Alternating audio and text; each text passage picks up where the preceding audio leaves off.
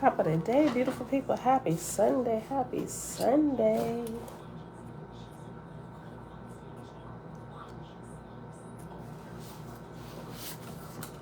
Shayla, great rising. Audrey, shalom. Belinda Brown, great rising. Great rising.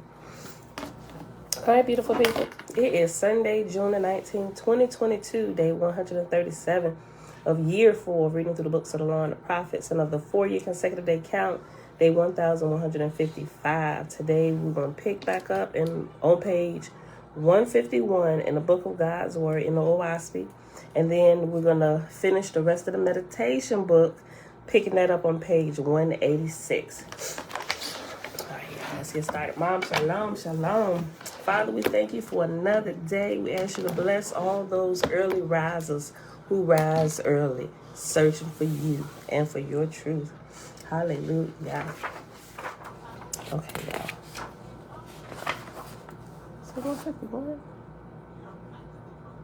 No, that was 151. 147 or 151? Oh, I'm still looking at the top part. Okay, we at the bottom. Chapter 3. I was looking up at the book of Fraggle Patty, y'all. All right. Chapter 3. When Asha had gone, Ehua Mazda spake to Tuchi, the virgin mother, saying, Take thou thy child away and hide thyself, lest the king have thee and thy child put to death. So yesterday we remember that after she had this baby, first of all, it seemed like she was in a daze or she was unconscious the entire time she was pregnant, and she didn't realize that her child was not of immaculate birth. She did actually get pregnant by somebody, right? But because she was in a coma, she didn't remember. She didn't remember any of that, right? And also, this particular child was capable of all light, and which means that they can be used as a conduit for the spirit of Yah to flow through and to speak, or matter of fact, any spirit, right? Okay.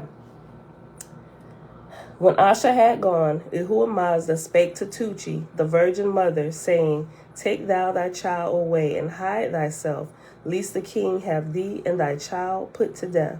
So Tuchi departed with her child and hid away in another part of the city. Now Asha went direct to Soki, the king, and related what had transpired. When he had finished, the king said, According to the histories of the ancients, when a god appeareth among mortals, there are signs and miracles. Thou hast only told me words. Go, therefore, again to the child and say, The king desireth a miracle. Asha returned the next day, but lo and behold, the woman and child were gone, and not one of the neighbors knew whither. Asha said, If I go before the king with this story, he will have me slain as an inventor of lies. So he returned not to the king. Interesting.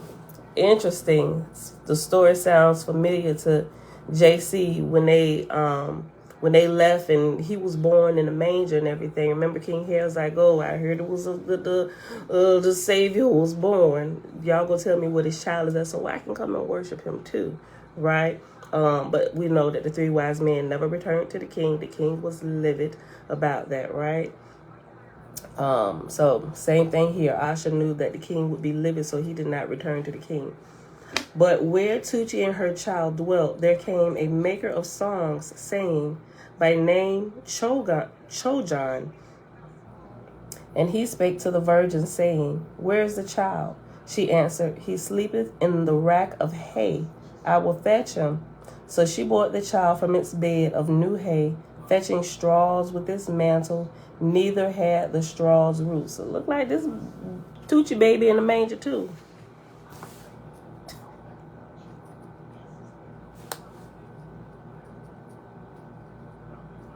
Okay. Ehua Mazda spake through the child while its own spirit slept, saying, I come to thee, O Chojan, I brought thee hither, for thou shalt frame songs about the virgin's babe.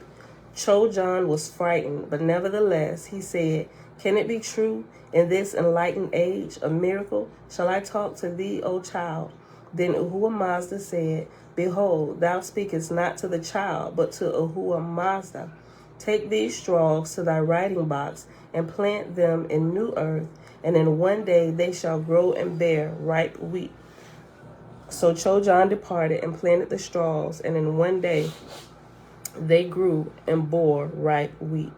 Chojan had slung his songs before the king, and so had permission of the court, and he went and told the king the miracle. The king said, The philosopher Asha told me about this child, and I sent him for a miracle, but he returneth not. Thou hast come and said, Behold, a miracle. What value is a miracle save to those who witness it? Shall thy king take a thing in belief only? Is not belief the fruit of darkness? Go therefore again to the child and bring it before me, that I may see it with my own eyes. Choji returned to the place, but lo and behold, the virgin and the child were gone. Neither knew the neighbors whither, but she was concealed in another part of the city. And now there came before her one Oahspe, who was weeping because the apparent death of his son. To him Yahuwah Mazda spake, saying, Weep not, O man, I have healed thy son, and have also given sight to thy daughter.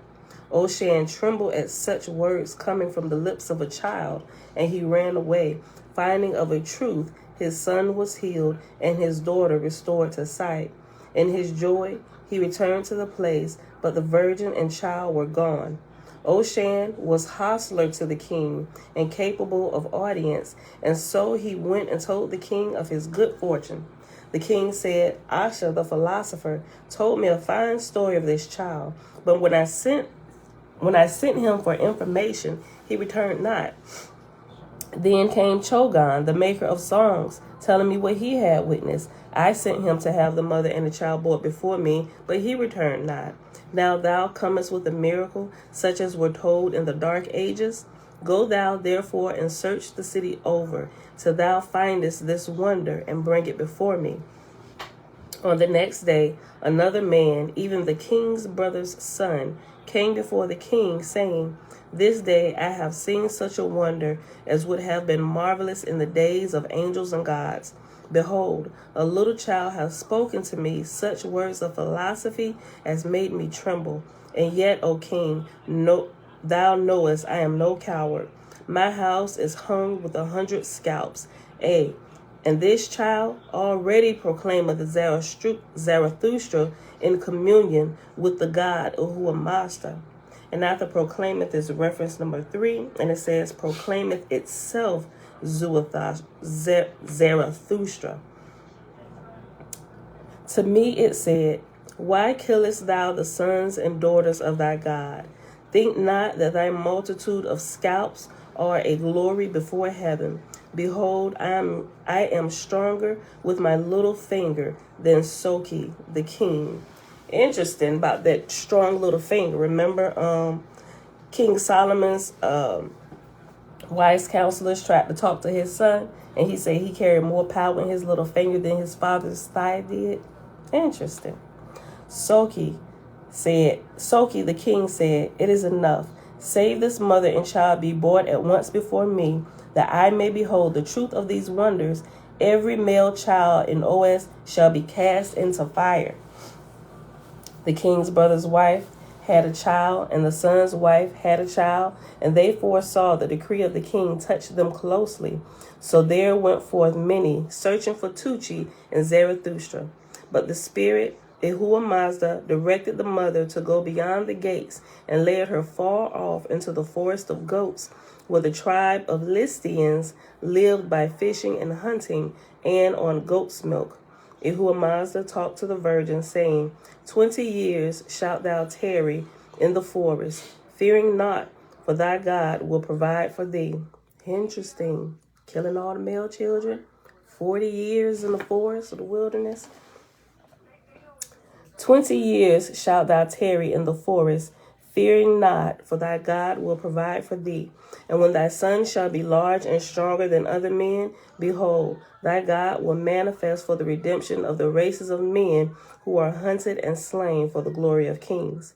So it came about that the virgin and her son dwelt in the forest of goats until Zarathustra was a large man and of mature years, and his stature was equal to 3 ordinary men. Nor could any number of men lay him on his back. But because of his gentleness like a young goat, the tribes of the forest called him the Lamb of God, signifying strength and goodwill. Ali, Shalom, O great spirit. Let me read what you said. Hold on.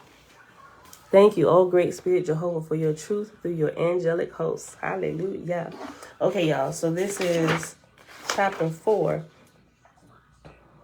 When Soki the king issued the decree to have Zarathustra found and brought before him, otherwise all male infants of Oahspe to be slain, the Lords sent travail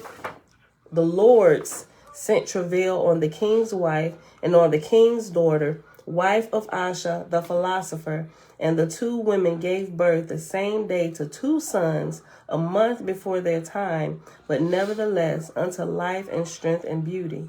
Now according to the laws of Oahspe, a king could not rescind or change his own decrees, for he had assumed the position of infallibility, whereupon he had doomed to death kin of his kin, flesh of his flesh.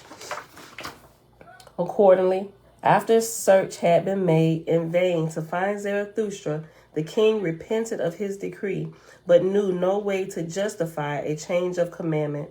Asha, hearing of this, came out of concealment, saying to himself, Now will I go to the king and hold him to his decree, even demanding that he slay me also. So Asha came before Soki, and after saluting, O king, I have heard of thy strait, and I am come to thee that I may counsel thee. The king was angered, and he said, Asha, my friend, hear thou the king. Thou camest before me, relating a marvelous story regarding an infant son of the virgin who said she never knew a man. Now, according to the laws of the city of the sun, any man stating for truth that which he cannot prove is already adjudged to death. Shall not the law be fulfilled, because forsooth thou art near me in blood? Asha said, Most assuredly, O king, the laws must be carried out. Are they not the all-highest? For it followeth that man being the all-highest person, his laws, above all else, must never be set aside. Therefore thou shalt have me slain. Think not that I am come before thee to plead an excuse in order to save myself. Rather let all men perish, than that the king's decrees go amiss. The king said, Thou art wise, O Asha. The laws cannot err, for they are the standard by which to judge all else. And he who hath risen to be king standeth by nature the infallible highest of all things. History has proven this, but yet hear me. Thou whom hast seen wisdom from movements of the sun and moon and stars, the king being the all-highest, how can he be bound? Cannot he decree new decrees forever? So we see he got a little pride issue going on. This king here, thinking he's the all-highest. But now he's bound by his law. But you're the all-highest, huh? Asha said, I will not deceive thee, O king. I know thou art arguing not for me, but for thy own infant son, and for thy daughter's infant son. Never have I come before thee in prowess, though I love life. But there is the matter. If thou change one law, thou admittest that all laws made by man may also need changing, which is to say, wisdom is folly. How then shall the judge judge any man by the laws? Is it not setting up error in order to find truth? The king said, Thou reasonest well. Methoughts this morning, in my walk in the market gardens, when their soldiers were spreading the scalps of their enemies in the sun to dry, whether or no in ages to come the weaker nations and tribes of men might not attempt to justify their right to life, and were the kings to admit fallibility in their decrees and laws, no man can foresee the end. For even slaves and servants and women will rise up against the laws and claim their right to life. and should they not? Wherein, excuse me, wherein then would the earth be large enough for all the people? Yet wherefore, O Asha, come this heartache of mine against killing my own son? Asha said, what are thy sympathies, O king? If thou wert to justify the escape of thy child's death for sympathy, would not my wife and my children justify their sympathy in desiring me to live? Nay, sympathy is the enemy of the law and justice. It is the evil in our natures that crieth out for evil. The laws must be maintained. The decrees must be maintained. The king's word must be maintained. No man must suffer his judgment to go higher than the law, or the decree, or the king. Asha said, this is the city of the sun. If this city goeth back on its own laws, what will not the tributary cities do? Will not they also begin to disrespect the laws, or say, perhaps the laws are in error? This will come to anarchy. To one purpose only can a great city be maintained. To divide the purposes and judgments of men is to scatter to the four winds the glory of our civil liberty. Was it not disrespect of the laws, combined with superstition, that caused the nations of the ancients to perish? The king said, what shall I do, O Asha? My son hath smiled in my face. Oh, you don't want that baby to die now. You was hot-headed and you just threw out decrees because you was pissed because you didn't get what you want. Now you realize that your own family is about to suffer the decree that you fated for everybody else that you thought was your enemy. Bruh.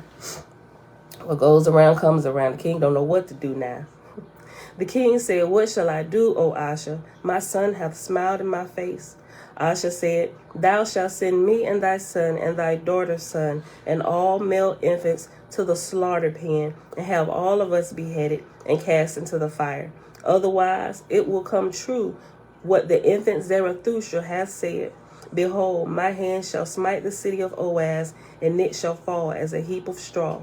Think not, O king, I am superstitious and fear such threats, but this I perceive. Suffer the laws to be impeached, and every man in Oahspe was set up to interpret the laws to be wrong and himself right. And thy officers will rebel against thee on all sides, and the glory of thy kingdom will perish. After the city had been searched for 30 days, and the virgin and child not found, the king appointed a day for the slaughter, according to his former decree, and there were 90,000 male infants adjudged to death, the king's son among the rest. While these matters were maturing, the Lord went to Chojan and inspired him to make songs about Zarathustra, the infant that was stronger than the king,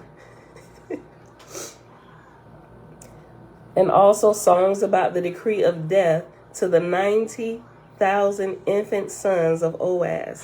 And the beauty of the songs, together with the nature of these proceedings, caused the songs to be sung in the streets day and night, and the songs and satire approved of the horrors, so that even the king could not interdict the singing.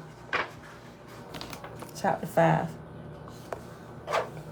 When the day arrived for the slaughter of the male infants, not more than 1,000 mothers appeared at the place of execution with their infants, the others having risen in the night previous and departed out of the gate, upward of 99,000 mothers. You think we out of here, my G? I catch y'all on the flip side. We out. Y'all gonna have to kill us while we running.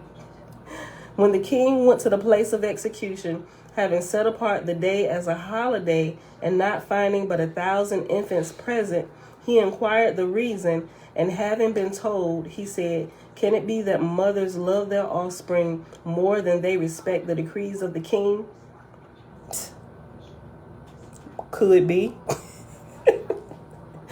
Asha was standing near, having stripped himself ready for execution, and he answered the king, saying, because they love their offspring, it is not the love of the flesh. Because they love their offspring, is it not the love of the flesh? And doth not the law stand above all flesh? In this matter then, because they have evaded the law, they have adjudged themselves to death also. Well, take me in chains, O king, and you will have to kill me first before I let you kill my sons. Then came Batraj, the king's wife, bringing the infant. Oh, she faithful to the end. Batraj said, Here is thy son, O king, ready for sacrifice. I shall reasoneth well. There must be an all highest, which never erreth, which is the law of the king. Take thou thy flesh and blood, and prove thy decrees. What? Why hesitate? If thou swerve one jot or tittle, then shalt thou open the door for all men to find an excuse against the law. Let me take this back. I think she's saying this sarcastically, like she know he can't do it. That's what I think. Let me read this again. Then came Batraj, the king's wife, bringing the infant. Batraj said, Here is thy son, O king, ready for the sacrifice. Asher reasoneth well. There must be an all highest which never erreth, which is the law of the king. Take thou thy flesh and blood, and prove thy decrees. What? Why hesitate? If thou swerve one jot or tittle, then thou shalt open the door for all men to find an excuse against the law. Doth not the sun blight a harvest when he will? Yea, the strike dead are most beloved. Art thou not descended from the sun gods? Who will obey the laws if thou thyself do not? The king said, Behold, it is yet early morn. Let the officers go fetch all who have escaped beyond the walls, and both mothers and children shall be put to death. Till then, let the proceedings be suspended. He trying to find a way to stop this, what he's done. Now there had been congregated a vast multitude anxious to witness the slaughter. And when the king suspended matters, there went up cries of disappointment, and many said, When a thing toucheth the king, he is a coward. Boy, I see he didn't have the wisdom of, who was that? Who Esther's king, Artaxerxes, or King Xerxes. Right. He was dealing with the same issue when he decreed all the Jews be slaughtered, right? But I guess this king doesn't realize that even if he make a law like this, according to the king's law, maybe he's just not realizing that you can create another law without violating the law that you did that supersedes the law that you, your last law that you've just decreed, right? Just like when Xerxes said, everybody, you see a Jew, you kill a Jew, right? But then he created a law because he was completely torn, not realizing his wife would be killed as well. He said, okay, I know I said that all Jew can kill a Jew and I can't undo the laws that I done did. But here's a new law that I decree. Every Jew who wants to live has the right to fight for their life. Bruh, they all banded together, and that previous law went out the window. Everybody was afraid to touch them. But who can fight for the children? The king said, Behold, it is yet early morn. Let the officers go fetch all who have escaped beyond the walls, and both mothers and children shall be put to death. Till then, let the proceedings be suspended. Now there had congregated a vast multitude, anxious to witness the slaughter. And when the king suspended matters, there went up cries of disappointment, and many said, When a thing toucheth the king, he is a coward. The king returned to his palace, leaving Asha standing stripped for the execution. And the multitude cried out, excuse me, More is Asha like a king than Soki. Let us make him king, King Soki. We will not have a sheep for a king, and none could stay them or be heard above their noise. And they ran after the king and slew him with stones. And they made Asha king of the sun. And there was not one infant slain according to the decrees. Boy, Go saith, Think not, O man, that things happen without a cause, or that all things are left to chance. In my works I go beforehand and plan the way, even more carefully than a captain layeth siege to a city. Before Zarathustra was born, I sent Ashars to choose out of my personages. Think not that Asha made his own arguments, but by virtue of the presence of my Ashars, whom he saw not, he spake and behaved in my commandments, not knowing it. And even so was it that the king's wife, My angels also inspired her to speak before the king, and those that fled out of the city were inspired by my host of angels. And remember, Ashars are...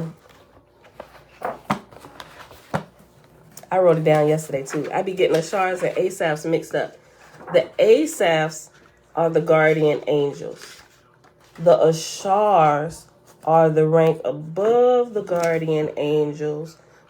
For when you die, the Asaphs guide your spirit to the Ashars, and the Ashars take you to the kingdom the kingdom in heaven where you belong to. Whether you go to the true light or you go into the false God's kingdom, right? Because if you die believing in falsities, that's the kingdom where you go to until you're purged of all this untruth. Hold on, let me just double check.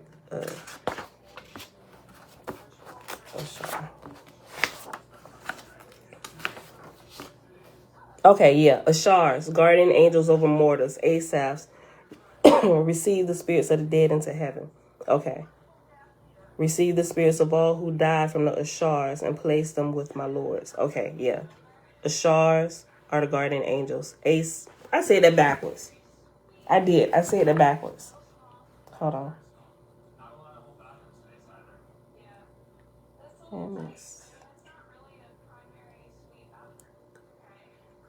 What is this over here?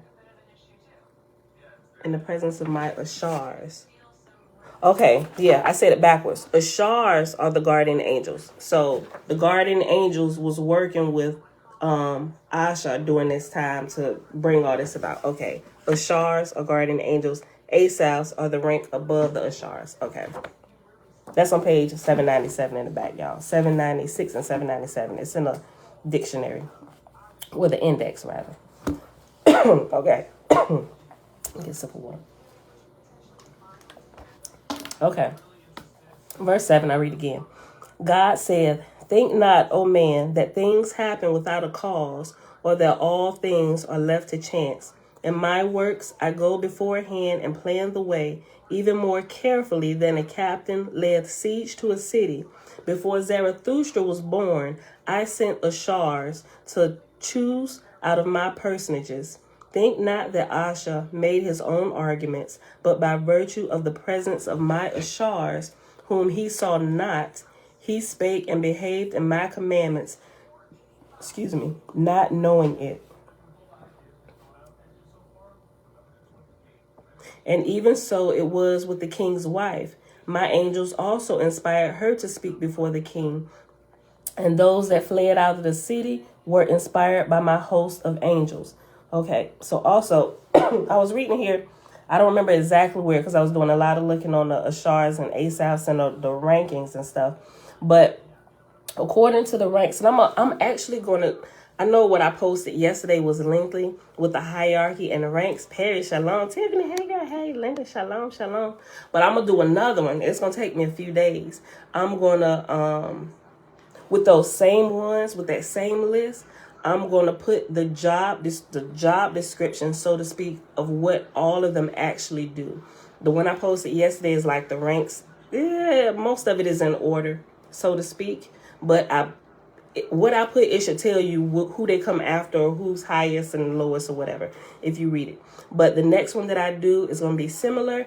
It's going to have all the job descriptions, what they do, what portion of the earth they rule, where they're at, who's attached to mortals as guardian angels, and the guardian angels, the rules being the Ashars, the guardian angels, you cannot, one of the rules is that they cannot make themselves seen to the mortals whom they guard. All of that is in here. And I was just putting down like all these different notes and stuff. So instead of just talking about it sporadically and randomly like I do, I'm gonna put it all together because we're looking for all this stuff. Although it's all in here, I want to kind of make a little summary for those who like, all right, just give it to me so as I'm reading through, I can be paying attention. I'm like that. I just kind of give me the summary. I like to read summaries in the back of books and all that stuff first. That way when I go through, make sure I'm looking at everything right and not doing all this searching for something. So, yeah. All right, verse 8. God said, "Yet with the king's decrees I had no part, for I foresaw he would do this of his own will, and with the multitude in slaying the king I had no part, for I saw they would do this on their own account. Neither would the multitude hear my voice, even though I had spoken to every man's soul, for in them tetracts were the ascended power." God said, "The multitude slew the king, because he had gone so far from me, he heeded me not. And I made Oahspe king, because he came so near me, my power was with him through my Ashars." Chapter 6. Also, it's funny because yesterday I was looking up Asaph, and I actually thought originally yesterday, that was actually in a list yesterday.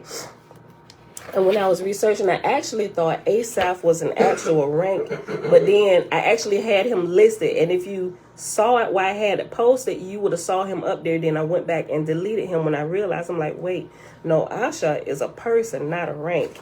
And hold on.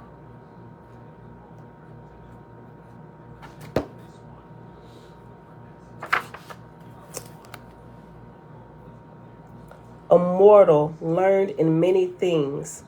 So I was thinking Asha was like a rank you can attain to while being mortal, like you can attain to be a mortal learned of many things, right? To where you set yourself, and although you can, but that I realized yesterday, that's called something else in here. Once I get all that together, I'm gonna put that in there as well. But Asha is actually a person which we read about today. I didn't even know that we were going to be reading about him today. But he is an actual person, and he was very learned in a lot of things. And, this is just the beginning. Okay. Chapter 6. During the infant age of Zarathustra, God manifested no more through him, but he sent Ijaj, one of his lords, to be with Zarathustra day and night. And Ijah taught the infant wisdom in all things, but showed himself to none else. When Zarathustra was yet a child, and it has reference number 4, after child, and it says, was half grown. When Zarathustra was yet a child, or half grown, the Lord began to manifest through him, giving signs and miracles and prophecy before the Listians who lived in the forest of goats. This forest was of the width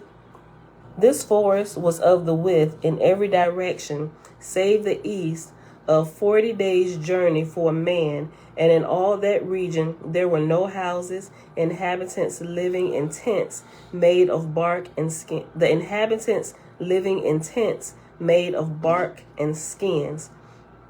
The Lord inspired Zarathustra to teach them to build houses and tame the goats and to live in cities and otherwise subdue the earth through righteousness, the chief center of their habitations being on the river of Fertion and its tributaries.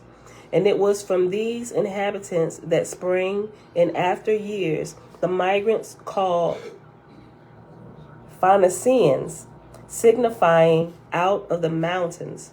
Nevertheless, these people were Ehuans, but because of the cruelties of the Parsian kings, they fled and lived in the forest. The Lord said to Zarathustra, "Behold, the people who fly from the kings. I have made them kings over goats and over beasts of the field." And from this time forth, the Listians styled themselves shepherd kings. And Zarathustra, y'all remember who else was called shepherd kings in the Bible? I'll let y'all think about that. And Zarathustra taught them of the Lord that man should have dominion over beasts of the forest, but that no man should hold dominion over his neighbor. Consequently, every man of the Listians styled himself a king, and every woman styled herself a queen. They still doing it today.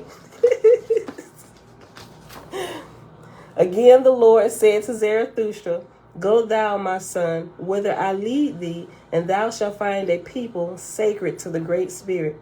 So Zarathustra wandered beyond the forest of goats and came to Wochij, to the south of the mountains of Otala. And after Otala, it has reference 5, and it says Otaka, excuse me, at the bottom. So Zarathustra wandered beyond the forest of goats and came to Harawachi, to the south of the mountains of Otahala, where there were 3 large cities and 12 small ones inhabited by Ehenes. And the Lord had been with the Ehenes, and the forest told them Zarathustra was come. I'm sorry, I read it wrong. And the Lord had been with the Ehenes, and foretold them Zarathustra was coming, so that it was proven on both sides. The Lord said to the high priest, Thou shalt suffer Zarathustra to come within the walls of the city, for he is pure. So Zarathustra went in, and in the time of worship before the altar of God, the Lord appeareth in a great light, and commanded the high priest, saying, Behold, I have brought my son to thee. Him shalt thou anoint as a priest, according to the Ehene laws, and thou shalt teach him the rites and ceremonies of the ancients. Accordingly, Zarathustra was made a priest, and was otherwise accepted as an Ehene, and bestowed under the rod with water and with fire. And he also taught the sacred word and the art of writing and making tablets, and of weaving cloth and making clothes from flax. 7 years, 7 years Zarathustra remained with the Ehenes, fasting and praying and singing and dancing before the Lord. And then the Lord commanded him to return through the forest of goats, the which he did, teaching before the Lycians whithersoever he halted for a rest, and the Lord was with him, working miracles. At the end of another 7 years, the Lord said to Zarathustra, Behold, the dawn of light is come. Thou shalt therefore bestow thy mother with thy people, and I will lead thee to the city of thy birth. Zarathustra said, Tell me, O Lord, of the city of my birth. The Lord said, It is a great city, but it shall fall. The Lord said, It is a great city, but it shall fall before thy hand. For Ehuamazah hath turned his favor away from its kings. In 2 days' journey, Zarathustra came to Oahspe and entered the city, but he brought no provender with him. Now it was a law of Oahspe that all strangers coming into the city should bring provender as a testimony of fidelity to the laws and to the king. And when he came to the inner gate, the keeper asked him for provender, but Zarathustra answered him, saying, Naked I came into the world, and Oahspe asked me not for provender. Is thy king greater than the creator? And so remember, Oahspe, if you look at the list I posted yesterday, Oahspe is another name for Jehovah, or the Great Spirit, right? So we're realizing now when they get to different places, and it tells you at the beginning that this was a name, but they're referring to Jehovah, right? Okay. Not one of the gods who are ruling, but actually the Great Spirit, who we refer to it. Most of us refer to as Jah, or the Great Spirit. Okay. Naked I came into the world, and Oahspe asked me not for provender. Is thy king greater than the creator? The keeper said, I know not thy words. Shall a servant explain laws? To which Zarathustra said, Thou art wise, neither shalt thou suffer for disobedience in letting me pass. The Lord will give thee food. When he had spoken thus, there fell at the feet of the keeper an abundance of fruit, and the keeper feared and stood aside, suffering Zarathustra to pass in. The keeper not only told the people of the miracle, but ran and told the king likewise. This was Asha, who had reigned since the death of Soki, and Asha no sooner heard of the miracle than he imagined the person to be the same who he had seen in infancy. Asha the king sent officers at once to find Zarathustra and bring him before the court. But the Lord, knowing these things, inspired Zarathustra to go on his own account, and he went accordingly before the king, even before the officers returned. The king said, "Who art thou, and for what purpose hast thou come before the king?" Then spake Ahura Mazda through Zarathustra, saying, "I am Ahura Mazda, God of the Ehuans. He through whom I speak is Zarathustra, whom thou sawest in his mother's arms. We twain are one. I have come before thee, O king, because of two reasons. Thou hast sent for me, and I desire to use thee." The king said, "Speak further, stranger, that I may approve of thy words." "In the time of Soki," said Ahura Mazda, "I made thee king of Oahspe, and from that day to this my Ashars have been with thee, and heard thee oft praying privately for information of the infant thou sawest. For it resteth heavily on thy judgment whether or not man be immortal." Excuse me. "Sit thou with me this night privately, and I will show thee Soki's spirit." And after spirit is reference number 6, and at the bottom it says soul. This alteration occurred several times and are not footnoted again. Verse number 22. Asha said, "Thou wert to smite the city." Asha said, "Thou wert to smite the city, and it would fall. Behold, it standeth. Yet I desire not to stand in my own light." Then Zarathustra spake of his own account, saying, "Fear not, O king, for this is philosophy. As thou wouldest bend a straw, so do the gods will the nations of the earth. The city will fall ere 6 years pass, and thou shalt be reduced to beggary, and yet thou shalt be happier than now."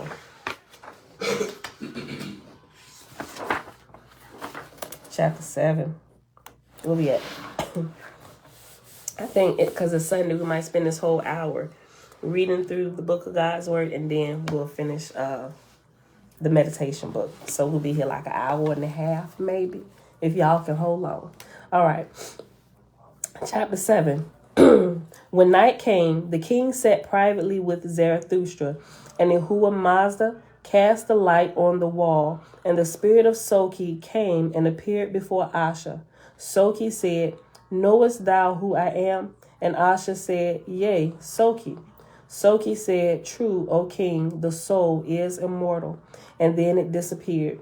And Asha said, "It seemeth to be Soki, and yet if it were he would not have called me Asha instead of O king." Then spake Zarathustra, saying, "Call thou for some other spirit?" Asha said, "Suffer then the spirit of my wife to appear." Again the light appeared, and the soul of Asha's wife inhabited it, and he saw her. Asha said, "It is indeed," and then she disappeared. Asha said, "Had it been she had spoken." Zarathustra said, "Call thou for another spirit." Asha called for Chojan, the songster, who looked like no other man under the sun. And Chojan also appeared, and even sang one of the songs about the slaughter of the infants. Asha said, "It was like Chogan, but had it been he had surely mentioned the miracle." Then Zarathustra said, "Call yet for another spirit." And Asha called, and Asha called, and another appeared. And thus it continued until 20 spirits of the dead had shown themselves and talked with him face to face, and everyone had related things pertinent to themselves. Then spake Zarathustra, saying, "Tomorrow night thou shalt again sit with me." Now on the next night 20 other spirits of the dead appeared and spake face to face with the king, but yet he believed not. Then spake Ahura Mazda through Zarathustra, saying, What will satisfy thee, O man? For I declare unto thee that spirit is not provable by corpor, nor corpor by spirit. There are two things. One groweth by aggregating, and the other groweth by dissemination. of which all light is the highest. As by darkness light is known, and by light darkness is known, similarly diverse are corporal and spirit known. Oahspe said, Thy generations, O king, have been long bred in unbelief in spirit, and unbelief is so entailed upon thee that evidence is worthless before thee. Who thinkest thou I am? He said, you ain't gonna trick me. He got to prove you. Asha said, Zarathustra. Then Zarathustra asked him, saying, Who thinkest thou I am? And Asha said, Zarathustra. To which Oahspe said, Because thou seest with eyes this corporal body, and heareth with thine ears this corporal voice, so does thy corporal judgment find an answer. But I declare to thee, O king, there is a spiritual judgment as well as a corporal judgment. There is a spiritual man within all men, and it never dieth. We all know that, right? We call it the horse and its rider. Your spirit being the rider and the horse being your flesh, or your person and your dog, or your car and your driver, right? We figured that out recently. Hold on. But I declare to thee, O king, there is a spiritual judgment as well as a corporal judgment. There is a spiritual man within all men, and it never dieth. The spiritual man which is within is the only one that can discern spiritual things. It is the only one that can recognize the spirits of the dead. Then Asha said, How shall I prove there not be some element belonging to thee personally that is a mirror to reproduce a semblance of whatever is within thy thoughts? Oahspe said, What would profit thee? Oahspe said, What would that profit thee if proven? And what profit if not proven? Hear me then, for this is wisdom. There are millions of souls in heaven that are in the same doubt thou art in, not knowing that they themselves are dead, especially those slain in war and in unbelief of spirit life. The king said, Who then sayest thou art? And Oahspe said, First there is Oahspe, creator, who is over all and within all, whose person is the whole all. Then there are the unseen worlds in the sky, then this world, and the stars, and the sun, and the moon. After them, mortals and the spirits of the dead. Hear me, O king, because the dead know not the all high heavens, the Oahspe, which is Jah, or the Great Spirit, whose name signifieth Master of all light, sendeth his exalted angels down to the earth as masters and teachers, having captains and high captains, that their labor be done orderly. The highest captain is therefore called Oahspe, that is, master voice over mortals and spirits for their exaltation. And remember, he's kind of like the God during this time. So, am I going in and out, Shayla? I saw you just posted the page. So every rank under Oahspe, or under the Great Spirit, or under Yah, or the all light, the all person, right? Everybody that is of him, and not the ones who have gone over to the false kingdoms, all the true lords and gods, they will always direct you to the all light. You can tell if you're being led by a false god or a false lord, if they're claiming that they're like, this is the highest right here. Like, if they're claiming to be the highest, you know you in trouble, right? You got to get from under their kingdom, because they will all, the ones who can talk to, listen, the ones who can be in communication with us here. This is what I was realizing yesterday, because I'm almost certain that we haven't necessarily, well, I can't say that, but here's what I do understand. The ones who are authorized, the ranks who are authorized to talk to us, And some of the voices that we hear, the words that they get do come straight from Yah, right? They'll always point back to him, or they may speak in proxy like they are him, right? But those that are not, they kind of just like lead you away from even, they lead you away even from the search of truth. Like, what's all this for? You know what? Ain't nothing. We just need to live, eat, drink, be merry, and die, right? Then if you get to that point, you might be being frustrated by a false Lord and a false God, because the all light, the great spirit, Yah, he continues to lead us up so that we can grow and we can develop. Oh, thank you, Oahspe College University. He said, Oahspe stops the rank only for ethereal worlds, but there are more higher ranks than that. Yeah, thank you for that.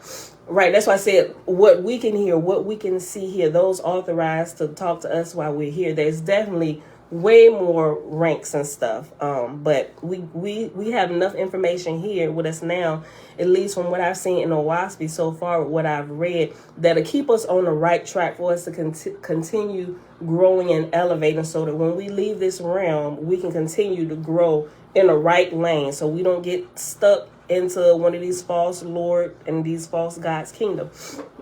When I was reading it yesterday also, remember I saw this when I was reading a book by Robert Monroe. He was talking about certain people when he was having out of body experiences. He was noticing, and it was a couple Christian people that had passed. Whatever you believing in, and according to this, Christianity is one of the kingdoms of the false gods, of which Luamung, we're going to get to him. Luamung is the Lord God of. I may have said his rank right. I may have said it wrong. But anyway, all of that Christianity, the Muslim, Islam faith, all of that is coming out of Luamung's kingdom, which Luamung is a false god, right? And so when you die, if you die believing in falsities or false gods or whatever, you're taking your ashars, take you to that false God's kingdom, and you're there for a while until that false kingdom is delivered and got back onto the right track. But in Robert Monroe's book, when he was having an out-of-body experience, he was saying that he noticed that when certain Christians died, and there was an interaction with a couple of them, they died like looking for Jesus, right? And so when they would die, their spirits, okay, where's the kingdom of heaven? Where's Jesus' kingdom or whatever? And Robert Monroe, he was able to interact because he was having an out-of-body experience. So he was like, well, I don't know. But what he said he noticed was everybody who believed in a certain thing, after they died, there are certain places that host like the different religions or whatever belief it was. It falls, from what I'm understanding now, those religions are a part of this false kingdom in the spiritual realm, and whatever you believed in, you go there. So he said he began to notice that, like Christians, they would be led to this particular place where all the Christians go who believed in this, and those who believed in like Islam, there was another place where it seemed that all of those who had like beliefs about a certain thing, they were congregated there. And he just kind of looked, he didn't go in, but it seemed he was able to listen in on some of the stuff. And from his understanding, from actually being alive and knowing about some of the religions, it seemed like that same type of thing was being taught there or teach there. It was like it was continuing on in a false belief. So like they was there for a period, he said, and then they just kind of disappeared.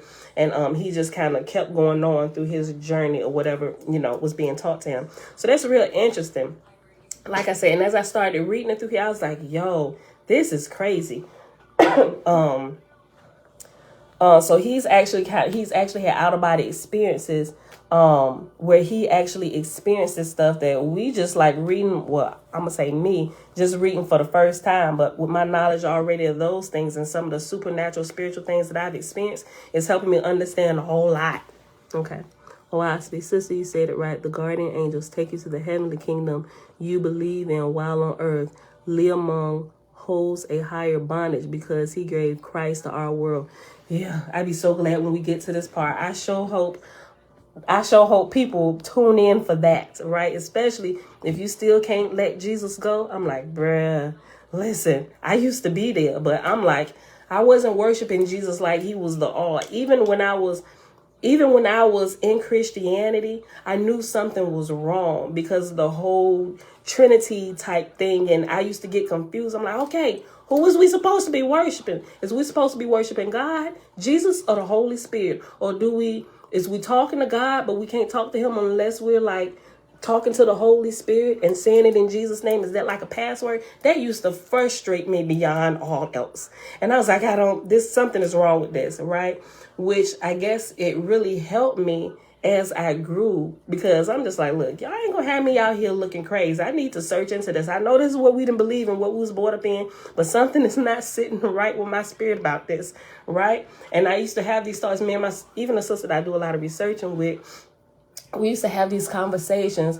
Like, people say that those who believe in Jesus are born in the right faith, but what if we weren't? What if we were really born in the wrong faith and we really don't know it? Like, we used to have these conversations, like, as teenagers, like, what if we were really wrong? So that kind of add a little bit more fuel to the fire of us searching for truth. We've been on search for truth all our life, for real, but it's not to these recent couple years that we found out that we really was living a lie. Like, we were living in the kingdoms of these false lords and gods, right? And my Hebrew brethren and sisterin, y'all still worshiping the same thing. If y'all still there, that's a whole false lord. All that's under the false god Luamon. All right, y'all. Let me finish this chapter. Let me read this again, verse 9. But I declare to thee, O king, there is a spiritual judgment as well as a corporal judgment. There is a spiritual man within all men, and it never dieth. The spiritual man, which is within, is the only one that can discern spiritual things. It is the only one that can recognize the spirits of the dead. Then Asha said, how shall I prove there be not some element belonging to thee personally, that it is a mirror to reproduce a semblance of whatsoever is within thy thoughts? Yahuwah Mazda said, what would that profit thee if proven? And what profit if not proven? Hear me then, for this is wisdom.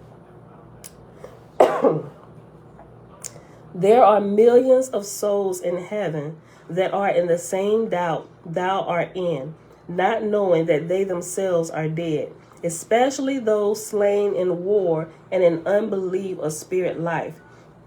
The king said, who then saith thou art? Yahuwah Mazda said, first there is Ormazd, creator, who is over all and within all, whose person is the whole all. Then there are the unseen worlds in the sky, then this world and the stars and sun and moon, after them mortals and the spirits of the dead.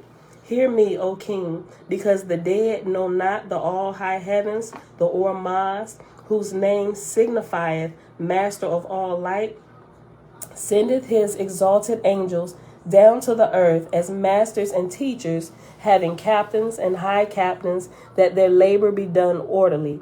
The highest captain is therefore called Yahuwah Mazda, that is, master voice over mortals and spirits for their exaltation. Know then, O king, Know then, O king, I who speak, have thee and thy city and thy country within my keeping. I am come to stay man's bloody hand. And through Zarathustra will I reveal the laws of Ormazd, and they shall stand above all other laws. Because thou art the most skilled of men, I made thee king. Because thou hast seen that man must have an all highest law, I have come to thee. Yea, from thy youth up, and during thy long life, I have spoken to thy soul, saying, Asha, find thou the all highest. Asha, thou shalt have a strange labor before thou diest. Asha, Thou that hast attained to the measurement of the stars shall find a power behind the stars. The king said, Enough, enough, O stranger. Thou turnest my head with wonders. I scarce know if I am living or dead because of the mastery of thy wisdom. Excuse me. I'll make this for water. Okay. Alas, my kindred are dead. My friends are fools. I have none to tell these wonders to. All thy days shalt thou live in my palace, and whomsoever demandeth for a wife shall be granted unto thee, and whomsoever thou demandest for a wife shall be granted unto thee.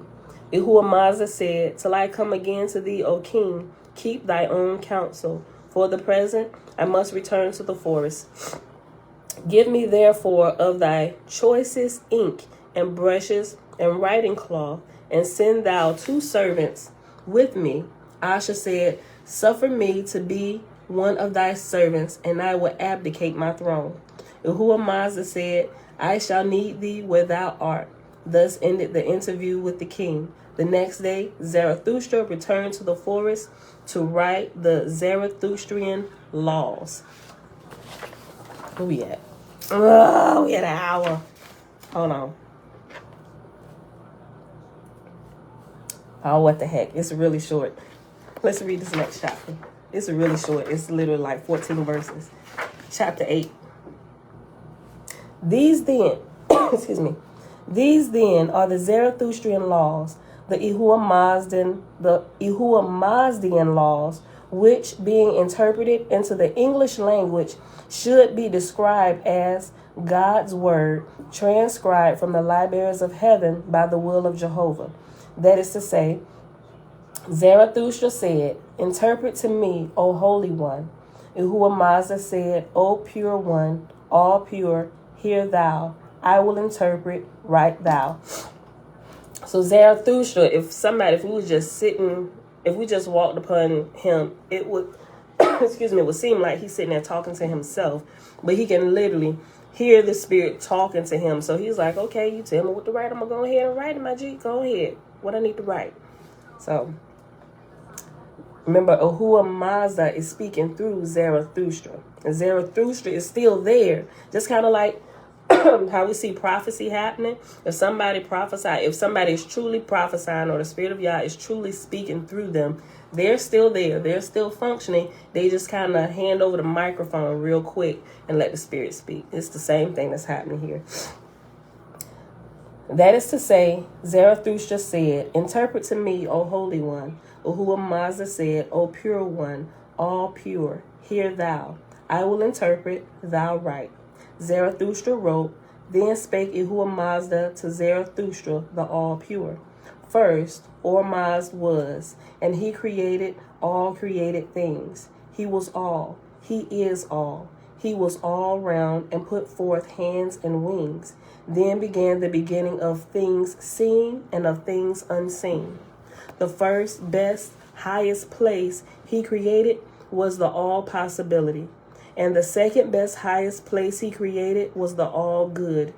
With him are all things possible. With him are all things good. Oahspe then created the first best of places, the longest enduring, the Ariana Vaja, which is Ethera, the highest of good creation. The third best created places created Oahspe, which was Hareti, a high heavenly good place, a home of Fragapati, a creator, son of the heavenly Ariana Vaja, a rescuer of men and spirits from Anra-Manius, the evil of blood and bone. The fourth best created places created Oahspe, the creator, which was Gao, the dwelling place of Sugda, of heavenly shape and straight limbs and arms, and ample chest full of music. Out of Monroe, of the regions of Hareti, came the voice, created by the Creator Oahspe, came to Oahspe, and now cometh to thee, Zarathustra, thou all pure. Fifth best created fifth best place created the Creator. The Bakhdi,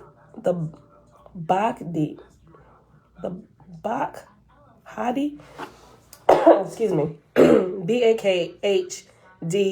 I'm gonna say Bhakti, with lofty standards. And after Bhakti is reference letter C, which is on page 215. Created the. Is this right? Yeah, that's the right place. Okay. The Bhakti is the plan of salvation, the word that leads to everlasting life, 1882 edition. Verse 13. Then came Anramanius, the black doubt, the Sagwan, sowing seeds. After that, the Creator created Tsugi, the reason of man, and turned his eyes inward that he could see his own soul. And that is actually the end of that chapter. Oh, yeah. One more, just one more, because it seemed like it's a weird place to stop. Chapter 9. Came to Zarathustra, the all-pure, the voice of Yahuwah Mazda, by the host of Hareti. Hear me, O Zarathustra, I am Yahuwah Mazda. Hear thou of thy Creator, who created all things. These are the chief, first best places created. First the earth, and the air, and the water, and the all living that are on them and in them. Out of darkness, void, waste, and nothing was, as seeming nothing. And shaped he, the Creator, or Mazd, the shape of things, the living that live, the living that are dead. The first of all that breathe, created the Creator, or Mazd. Verse 5. With legs or wings, or hair or feathers, or naked, to crawl or walk or fly, created the Creator, or Mazd, the all-living.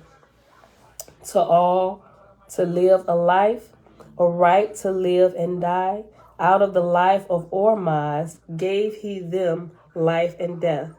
Then asked Zarathustra, the all-pure, inquiring of Yahuwah Mazda, saying, to whom else hast thou these things spoken? Yahuwah Mazda said, since a million, before a million, to more than 1,000 million. Then asked Zarathustra, tell me of one to whom thou hast revealed. And then answered Yahuwah Mazda, to Vivanho, the first of men who had words, the first of women who had words. In the first best created days of pure men and pure women came I revealed. Then Zarathustra, the all-pure, said, to be all pure, to be all good, to be all wise, to be all holy, to do all good works. What are these? Yahuwah Mazda said, these are to hear my voice, O Zarathustra. Then Zarathustra said, to be all bad, to be all foolish, to be all evil thinking, to do evil works. What are these? Yahuwah Mazda said, these are not to hear my voice. These are Anramanius, O Zarathustra. Then Zarathustra inquired, saying, is not the, then it has a straight line like something is missing. Is not the not to hear thy voice a person? Is the line to hear the voice? Is the line to hear thy voice a person? Yahuwah Mazda said to Zarathustra, the all-pure, Anramanius was a person, but he is dead. The Vanho is a person, and he liveth to all the holy, and to all the good, and to all the wise, but to the all evil, to the all bad, to the all foolish, Anramanius is not dead. Excuse me, I gotta clear my voice. Sorry. Okay. Verse 13. Then inquired Zarathustra, the all-pure, whence came all good? Whence came all evil? Who is all good? Who is all evil? Then answered Ahura Mazda to Zarathustra, saying, Thou perceivest now, all evil must have a name, all good must have a name. Without names, no man could talk. Behold, I will write for thee, O Zarathustra, thou all pure.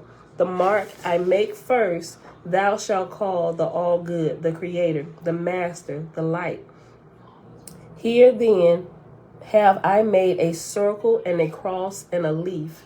And after leaf, it's reference letter D, which we know that is this symbol on the front of the Oahspe, the circle, the cross, and the leaf. And that said that was the sign of Jehovah. So we look back here at reference letter D. And it says, for these characters with explanations, see Book of Safa, plate 63, Samoan, and chapter Samoan, verse 8 and 9, 1882 edition. And I think we read that already. Let's look at plate 63 real quick. But I think plate 63 is those letters, if I remember. 522.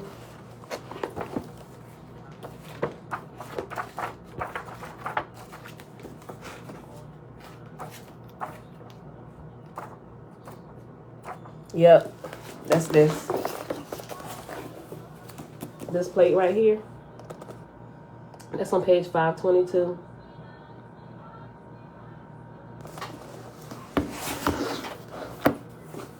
And then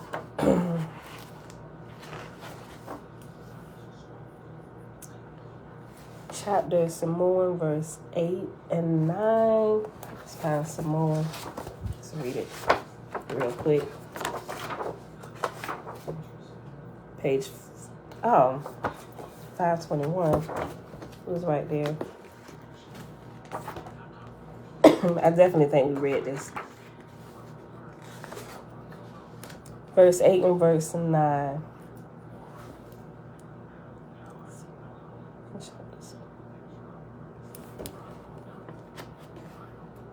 Yeah, this is chapter Samoan. Okay, interpretation. Okay, verse 8 and 9.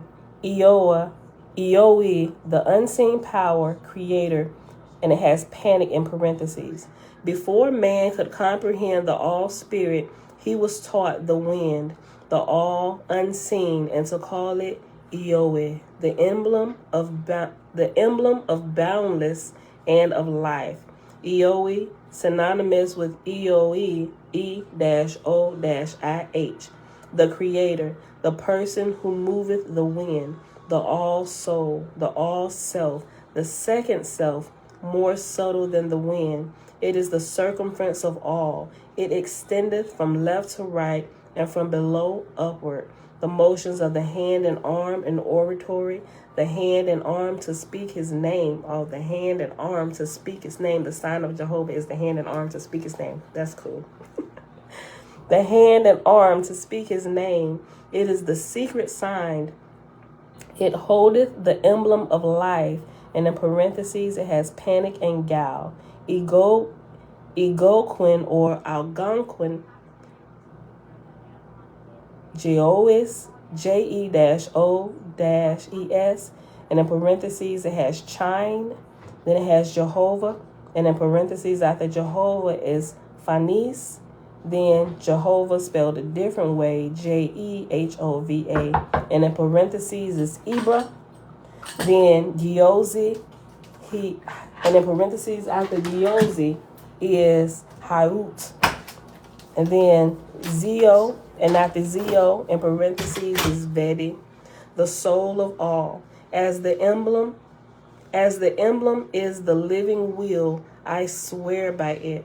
Let my accusers say, I have not the holy gifts. They shall bind me on the wheel. The great spirit will release me. Let the will of my name be by the road. Oh my gosh, I was looking for this yesterday. Yo, let me finish this. Yes, babe. Have you seen the iPad? Yes, I have. Where is it? Don't mess with it. Listen. Go on over there, son. The great spirit will release. No. I haven't got on it in a long time. Hey, I'm about to kick you out. I said, no. They shall, remember yesterday, it was talking about the wheel. It could have been yesterday, the day before yesterday, and it was talking about the wheel. And they said, set it up, and that those who pass by on the road, if they spin it, you know, by spinning it is a representation, if I remember correctly, a representation of remembering the great spirit, and he is the creator of all, and that heal these bodies. And remember, I did it. I'm like, I need to spin. Where is this wheel? What is this wheel? I need to spin this wheel, make sure my body is healed completely. And I just kind of did the whole wheel spinning thing with my arm. I was looking for this. Listen.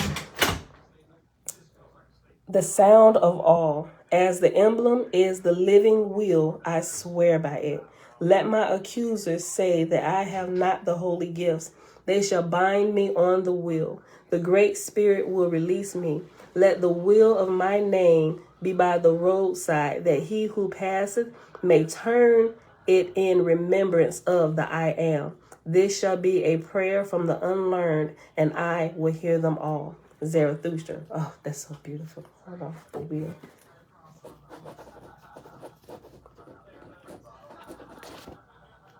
Okay. I'll fold this page. Okay, so that's that reference, y'all.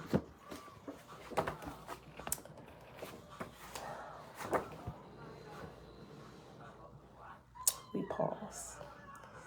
Back to that reference. D. Okay. Page 164, verse 14.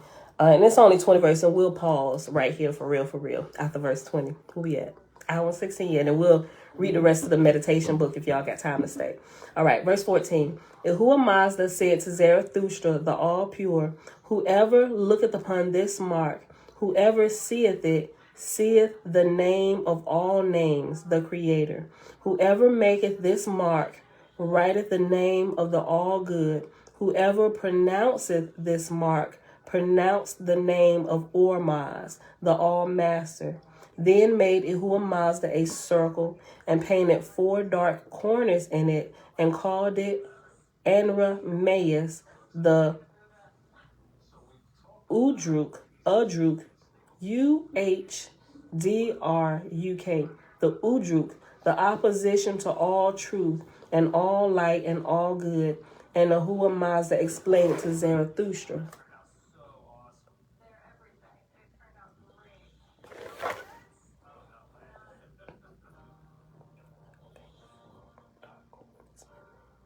Okay, yeah. Excuse me. I can see the 4 dark corners. Okay. Okay, so see this? So he drew the circle with 4 dark corners in it, right?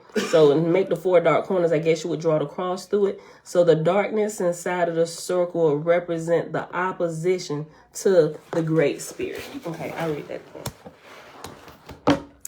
Verse 14. Yahuwah Mazda said to Zarathustra, the all-pure, whoever looketh upon this mark, whoever seeth it, seeth the name of all names, the Creator. Whoever maketh this mark, writeth the name of the all-good. Whoever pronounceth this mark, pronounceth the name of Ormaz, the all-master. Then made Yahuwah Mazda a circle and painted 4 dark corners in it and called it Anramanias, the Udruk, the opposition to all truth and all light and all good. And Yahuwah Mazda explained to Zarathustra, and behold, there stood within the circle of evil the name of all good, the cross, and it was light, and the corners were black. Yahuwah Mazda called this mark Fate. It's actually spelled Fate, or it could be Fate, but I think it's Fate, F-A-T-E. Yahuwah Mazda called this mark Fate, explaining to Zarathustra, the all-pure, saying, these 3 marks embrace all the created creation. Hence, the name of the 3rd one is Fate, from which there is no escape nor separation forever. Zarathustra inquired of Yahuwah Mazda, saying, is evil evil? Is good good? Yahuwah Mazda said, evil is evil to man, but evil is not evil to Ormazd. Good is good to man, but good is not good to Ormazd.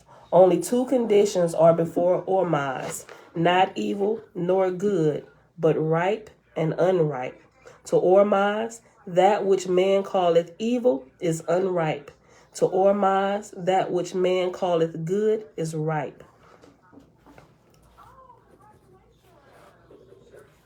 Yahuwah Mazda went on explaining, saying, for sake of understanding, O Zarathustra, for sake of not confounding, thou shalt call evil, evil, and good, good. Hear me then, my son. Without green fruit, none could be ripe. Without evil, none could be good.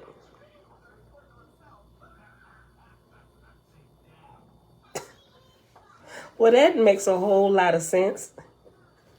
Because I got some unripe bananas, but they can't be ripe until they go through the unripe process. Okay, I get it. Without green fruit, none could be ripe. Without evil, none could be good. So Ormaz created all creation and called it good. But lo and behold, there was nothing to do. All things moved not, as if dead. All things were as nothing. Then Ormaz blew his breath outward, and every created thing went into motion. And those at the front were called all good, and those at the rear were called all evil. Thus created the Creator the good creation and the evil creation, the Yahuwah Mazda and the Anra Mayas. That was pretty good. Okay, y'all, we're going to pause right here at the end of chapter 9. Excuse me. So we'll pick this back up tomorrow with chapter 10. Okay, so if y'all can stay a little while, let's go ahead and finish up this meditation book, right? And so after we finish this, we're going to pause for a couple of days before we start our next one that we read after the main reading. We're just going to pause for a couple of days. I got to revisit a couple of things. All right, y'all. So if I have, I set some books up in our lineup. All of them I haven't told you, but some of them I think now I need to pull, right? Because I want to make sure we're staying on path to truth. And if we get understanding for certain things as we go before we get there, it may seem unnecessary to read it, or I don't know. I just got to revisit a couple of things. Okay. Antoinette, shalom. Okay, y'all. Tiffany, I just saw your comment that's definitely from earlier. Reduce to beggary and be happier than now. That's profound. That absolutely was profound, right? Because he didn't want to be king. He's like, take me with you. He said, nope, stay here for now. I need you here. Okay.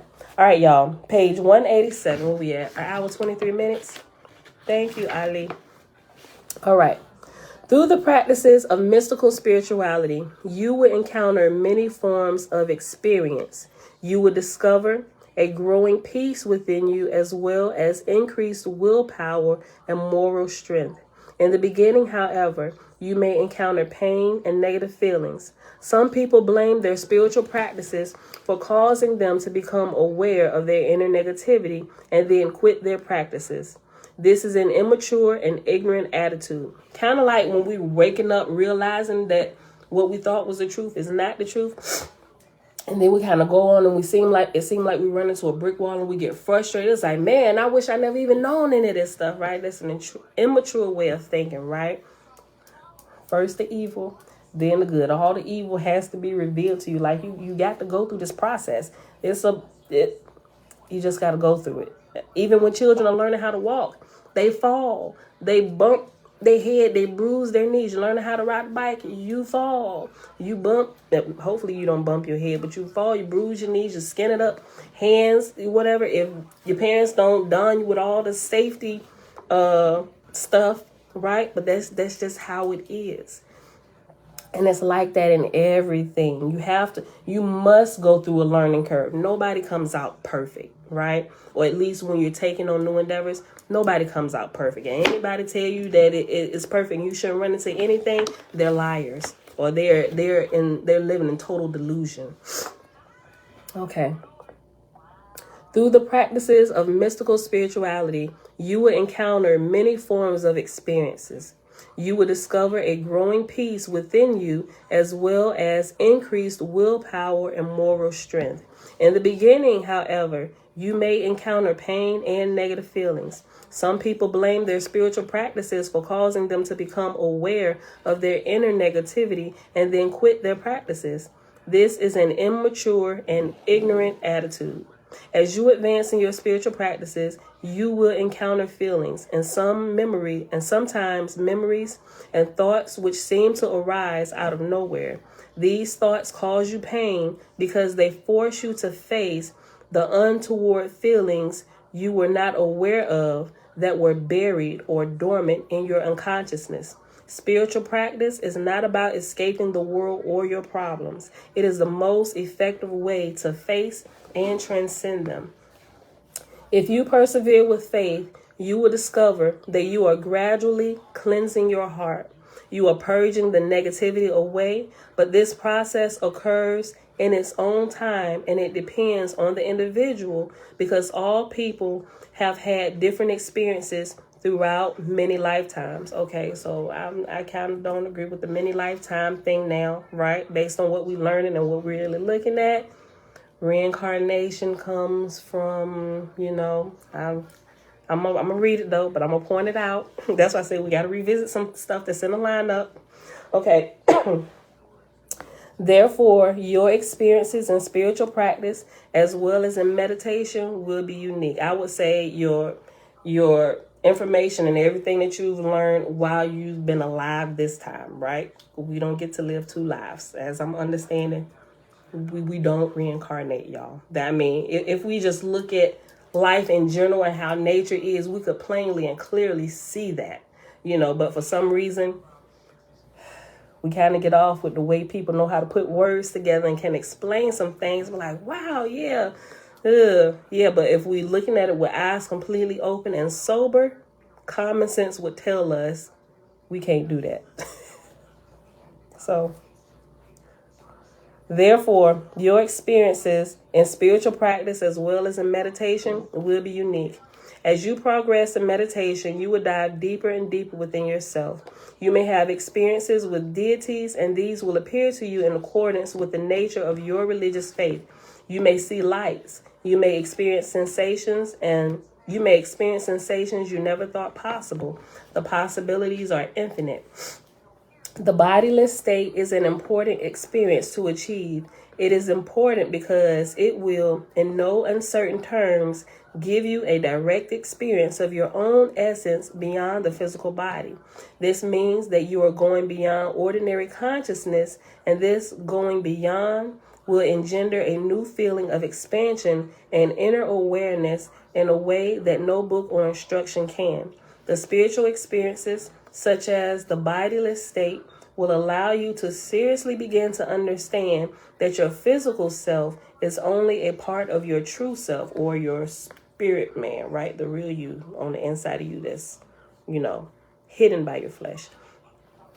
You will begin to experience the truth about which the sages and saints from time immemorial have spoken, that the body is evanescent while the soul is immortal and eternal. And clearly the Oahspe, we was talking about this today, right?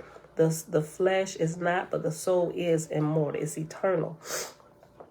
Thus you will begin to discover your own immortality. However, there is one obstacle which stands in your way: fear. If you progress in your spiritual practices, you will encounter all manner of situations and experiences which in the beginning may frighten you. We all been there, right? Okay. The bodiless state is one of these. This is the fear of letting go of the body and the familiar sensations of the body. It is due to the conditioning of your mind in which you have learned to identify yourself with your body as your true self. The body identification is the feeling that this is you, and that when the body is no more, that you are no more. Of course, this is an erroneous understanding which you begin to lose when you experience the bodiless state. The way to overcome this fear is to maintain sustained practice and to move forward gradually. You should not rush into spiritual practices or various exercises without proper guidance and counseling. You should gradually allow yourself to integrate these experiences into your personality. Eventually, you will come to enjoy the spiritual experiences, so much so that you may expect and even look forward to them. However, you should not get caught up in these just because they are just However, you should not get caught up in these because they are just another form of experience, and all experiences are relative. Your true goal is to discover what lies beyond all experience while at the same time encompassing all experiences. This is the absolute transcendental supreme self, which is your innermost reality. Therefore, to become witness, Therefore, become the witness, Amun, and behold the majesty of the self within as well as without. A mediator and practitioner of the yogic lifestyle explained how the meditative lifestyle changed their ability to cope with the challenges of life. Quote, before I began to practice meditation, I would become angry very easily. I would sometimes start arguments with my family members, and looking back on it, the reasons were because I could not get what I wanted. I expected them to act in certain ways, and when they did not, I would become irritated. Now that I have practiced yoga and meditation for some time, I have learned not to expect anything of others, but to look at my own reasons for wanting the things I want. I realized I was acting as a hypocrite and doing things because I wanted something from others. I have discovered that the things which I thought were so important are not more important than peace and harmony. The inner peace I have discovered is more important to me than trying to get others to act the way I want. I make an effort to work with others and I allow them space. But when things don't go my way, I can still remain at peace. I would not trade this peace for all the money in the world. End quote. That was good. A mediator and a practitioner of the yogic lifestyle described meditation experiences. Quote, these is a few quotes from a few different people. Okay. This is about done. Okay. Quote, I had been practicing formal meditation and reducing the tension and stress in my life for a year. And one day during meditation, I experienced something wondrous, though frightening at first. After an hour or so, I lost awareness of the surroundings and felt I was lifting out of my body. The sensation was like no other. I felt as if I was being ripped away from my body. I suddenly realized that I was still me, but not the body or the personality that was there meditating. It was just as the teachings described, like the dream world, but this had an important difference. I was aware of this new world and I was not caught up in it or lost in it like a dream. At first, it was frightening. The feeling of dropping away from my physical body, which I was so accustomed to. Remember that video that I did where I literally freaked out the whole video? Like we didn't read anything that day? If you go back, that was when I had mentally assented to, yes, we're spirits who live in physical bodies. But it wasn't until that experience a few months back where I realized, we are spirits who are covered by flesh. We live this is a vehicle. That was the day where it really became alive. I no longer mentally assented. I know that the real me is just driving this body, is controlling this body, or at least trying to control this body. And I got to get this under control. Y'all seen the movie Avatar? Not the cartoon one, but the actual movie. I'm sorry. Did I say that right? Avatar? Is Avatar the one with the blue people? Babe? Huh? Yeah, Avatar. You know how they had the Avatar body in the little machine with the water. So the guy who was in the wheelchair, he's kind of like the spirit or the real person inside of that Avatar body, right? Just like our bodies are in the womb being cooked up in our mom's womb, right? It's just there. It's alive. It's completely authentic. It can do things, but it don't come to life for real until the spirit, the real you, jump into that vehicle and start driving it when we get here. take that first breath of real air. I mean, granted, I'm looking at things completely different now, right? This same process is happening. We done created a body, a vehicle for the next spirit to enter into this world. And when it's time for you to come, the birth pains begin to happen, right? Yo, I'm telling you, this flesh, us, who you see, that is not the real me. This is just a vehicle that my spirit drives. Listen, if y'all have not had this experience yet, and I know it's a few people up here that we email back and forth, and y'all tell me about some of the wild stuff that be happening to y'all. It's like, wait a minute, it was funny. Is Jen here? Hold on. I love her. Did Jen come in? I think I said hey to her earlier. Hold on. Jen. No, she ain't come in yet. She ain't in California. Okay, look. So she had me not cracking up, but it was funny because I knew exactly what she was talking about. She said that when some of this stuff started happening to her, she started freaking out because a lot of times we aren't really raised, really taught spiritual things, how they put it back. I just told your brother no. Put it back. Not really taught what things are. So when we experience them spiritually, we get all weirded out and freaked out, and we think the devil messing with us or whatever, right? And she said, Pam, I kid you not. She said, I thought I was being attacked. And she said, all this time, I done stopped using the name Jesus. I'm just, just talking to Yah, the great spirit, the creator. She said, she said, and I feel so bad. She said, because I immediately went back into my church program and was like, Jesus, I'm sorry. And I repent. And I didn't mean to laugh, but I was like, I feel you. I feel you, Jen. I know. I say, you got to keep going. I say, because that's what happens a lot of time, because we're raised in it. And the first thing that happens to us spiritually for real, we think, oh my God, I'm being punished because I done stepped out of line. Like, we're in complete fear, right? But what I've noticed is, and I really understood this just a little bit more as I was understanding about the different false gods, kingdoms and stuff, and I had a few people ask me this. And when they asked me, I knew exactly what they was talking about because me and my sister experienced it as we began to kind of like put away Christianity and even like the Hebrew camps and all that stuff that we was learning on the Hebrew roots, because it's really Christianity refashioned with Hebrew names and stuff, right? You just change how you dress and all that. What we began to realize, how when you call in, let me hold my spot. We're going to finish reading this because it's just like a couple more experiences and that they're sharing, and then the book is literally done.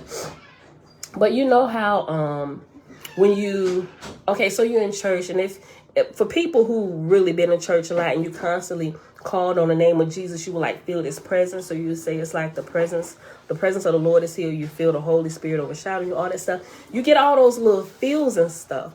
But what happens is when you put away that name and you stop calling on the name Jesus, when you're really in search for the truth, because sometimes, just think about it. Babies, they need to be coddled. They need to feel something. They need to be held and touched. But as you get a little bit older, mom and dad expect you to be not that we're going to not hug you anything anymore, but you don't really need to be all up under us all the time, right? You don't need to be hanging. I don't need to hold your hand everywhere. Matter of fact, as they begin to grow, they don't want you like, give my hand back. Don't kiss mom. Don't kiss me here. I'm in school or whatever. No, don't do that. I can kiss you and hug you at home, or that. Hurry up, get out of here. It's a healthy thing. They should be that way because they shouldn't be like latching on you. That same thing happens as you begin to put away all the teachings and stuff from the false God's kingdom. And a couple people asked me, they said, hold on. And it's like, they said, and it was quite a few people. And I talked to a couple people on the phone, and it was like, I feel like, what she say? She said, I don't feel Jesus anymore. She said, like, how you praying and you like feel that? She said, that's like going away. She said, something wrong. She said, because I was so used to that. I was like, I completely understand what you're talking about. It's not that Jesus has left you.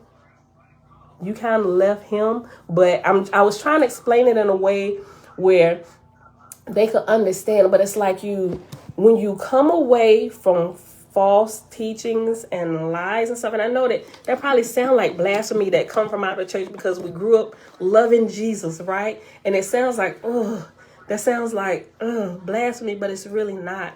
What happens is when you begin to come from under that, everything that came with that kingdom also goes away. So you ain't gonna get that coddling from that false god and all those things, because you should have never been a part of that anyway. But you will begin to grow and see the light of the great spirit and creator, and you will be able to recognize truth. A lot of times constantly being caught, come here, baby. Your emotions can be played with.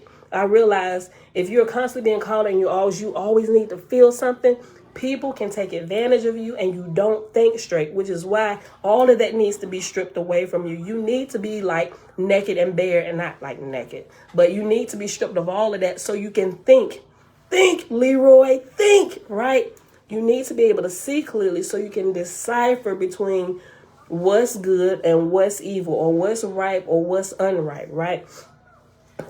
So a lot of different people, and it's like, at first when a bunch of people started, it sounds like, wait a minute, Father, wait a minute. First of all, let me make sure, like, that wasn't making me double check my own self. Father, am I leading people astray? Like, hold on, because I know what they talking about. I hadn't felt that too. So, just help me, because I ain't trying to lead people astray. I believe we're doing what's right. We're like searching for you, right? And as I understand it, we need to put that away so we can't be toyed with. Our emotions can't be played with, so we can think clearly, so we can hear clearly, right? So when it was coming to me, like, I'm kind of like, Father, wait a minute, hold on. Multiple people is saying this. Have I bought something on them? Am I causing this stuff to happen?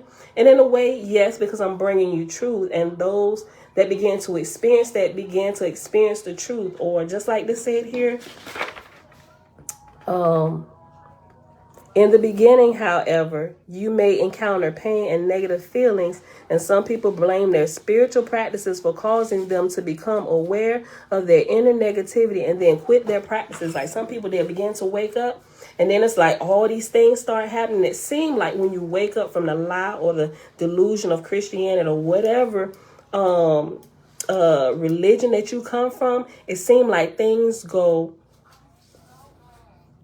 bad, so to speak, right? And it's like, oh my gosh, what am I doing? And we immediately think it's because I done walked away from my Savior, right? And they done scared you so friggin' bad. Like, if you deny me, you deny the Savior, you don't get salvation, you go straight to hell, right? And so all those fears kick back in. It's like, oh my God, now I'm pissed with you because you done told me this stuff to wake me up, but I can't unsee what I done saw. Lord, forget it all. I ain't going to church. I ain't doing nothing. I'm just going to live my life. I'm going to work. I'm going to eat. I'm going to be married, and I'm going to die, right? That's an immature way of thinking, right? This must happen in order to get all of the bad stuff out. You have to become aware of it. Otherwise, you'll keep being deluded. So you have to become aware of what was deluding you, right? Okay, so let's go back here.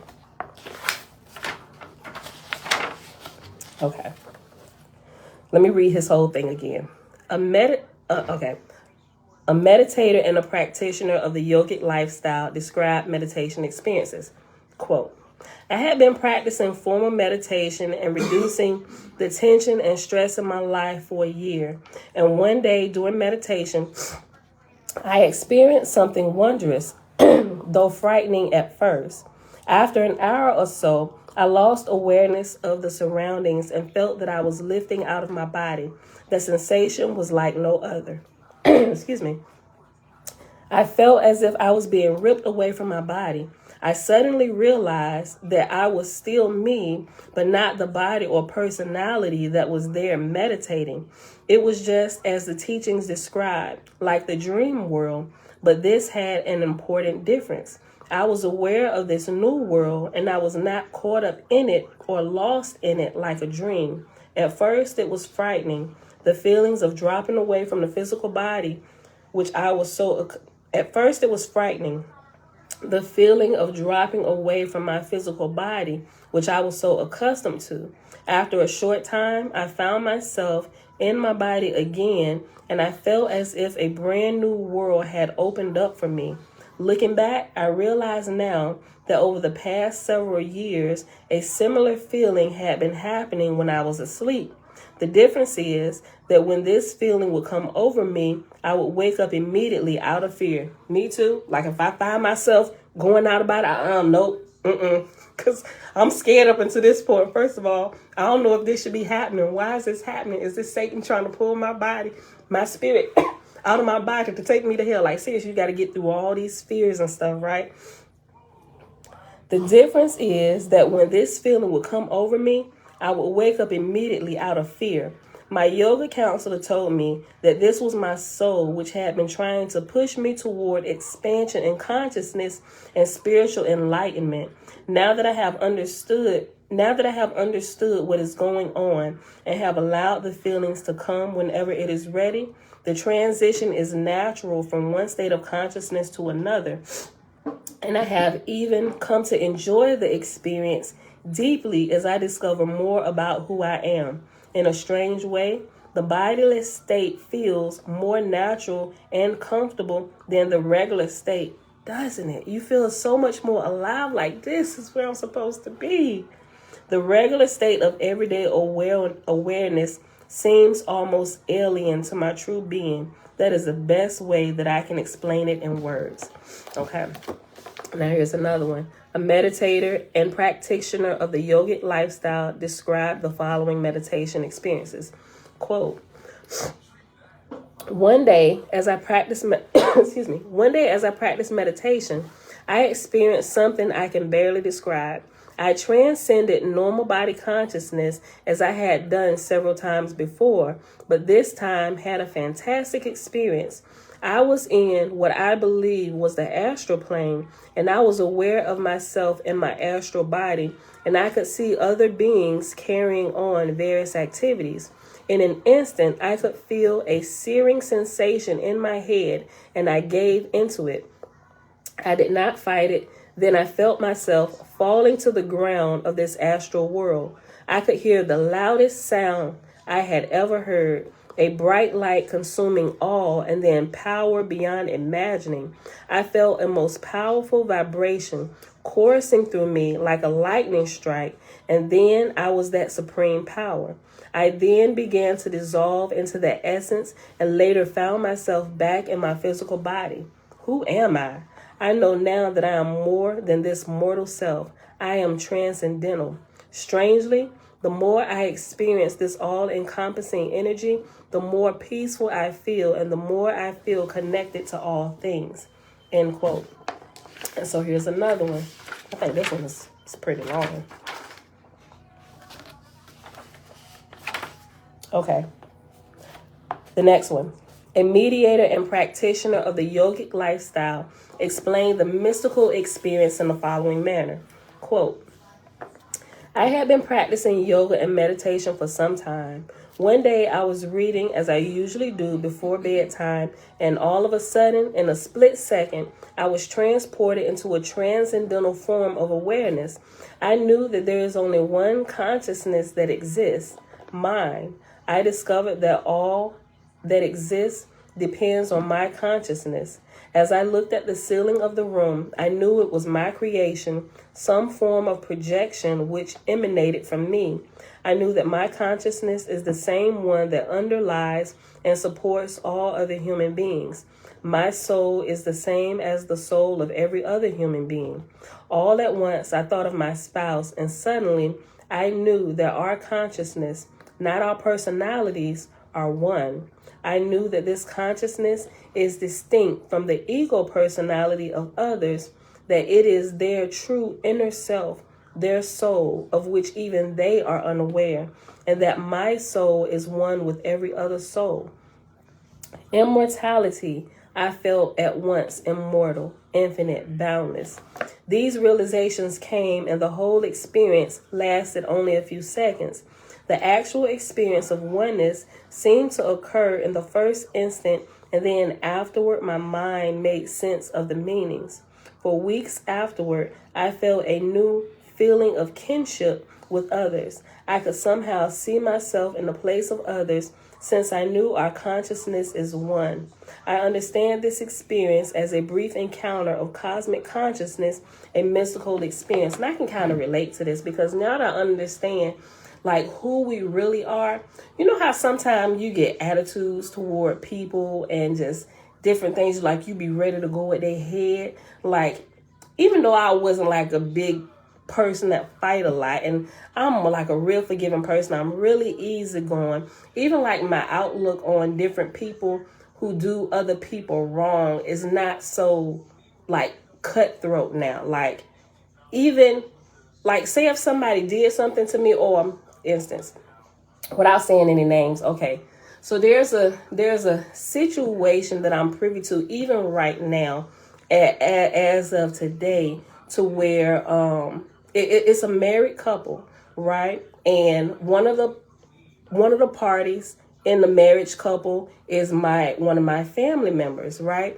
But over time I've grown to love the family member's spouse, right? And I don't want to see harm come to either party, right?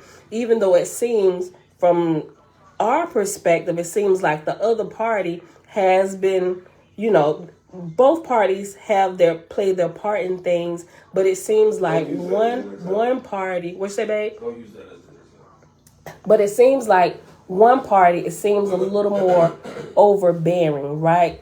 But up until recently, my feelings may have kind of been skewed a little bit.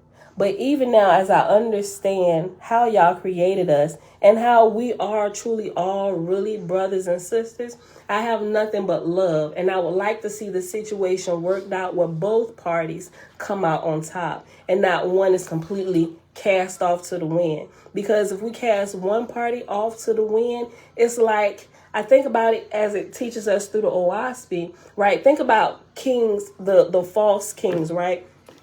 When the false kings, when their kingdoms are uprooted by Jehovah, the Great Spirit, what happens? Everybody that they've led astray, everybody that they've hurt during the period of their reign, they have to go back and fix it. They have to make it right. They can't move on till the lowest person in their kingdom, that was in their kingdom during their rule, comes up to the same level that they are. There can't be any animosity, hard feeling, any of that stuff. All of that has to be corrected. So now, looking at the different situations, and not just that family member, but even like in my own household, with the relationship between me and my husband, or with me and my children, there's people that I interact with.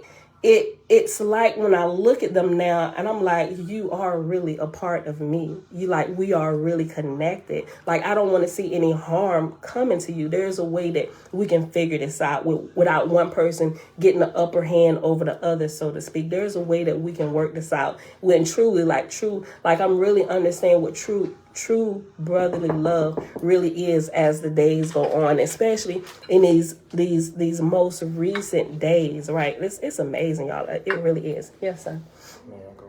Hi, Auntie. Yeah. Hey, nephew. All right, give me a second. I'm almost done. Okay. All right, let me go back to their thing. It says, my soul is the same as the soul of every other human being. All at once, I thought of my spouse, and suddenly I knew that our consciousness, not our personalities, are one. I knew that this consciousness is distinct from the ego personality of others. That is, their true inner self, their soul, of which even they are unaware. Hold on, let me read the whole sentence over.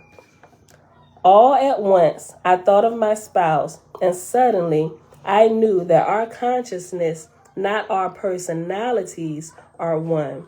I knew that this consciousness is distinct from the ego personality of others, that is, their true inner self, their soul, of which even they are unaware, and that my soul is one with every other soul. Immortality. I felt at once immortal, infinite, boundless. These realizations came, and the whole experience lasted only a few seconds. The actual experience of oneness seemed to occur in the first instant, and then afterward, my mind made sense of the meanings. For weeks afterward, I felt a new feeling of kinship with others. I could somehow see myself in the place of others, since I knew our consciousness is one. I understand this experience as a brief encounter of cosmic consciousness, a mystical experience. The experience was overwhelming beyond anything else I have known before or since. and every aspect of my life has been transformed, even though the memory has faded somewhat since that time. Somehow the memory has given way to a divine feeling or awareness which I cannot put into words. It is as if the divine presence itself, the supreme being, the self, is with me at all times. More and more, it is as if I myself am that same self, the innermost reality which I experience. It is like losing myself and finding my greater self. I am joyous, peaceful, and more loving to my family, friends, and even to strangers, though in a detached manner.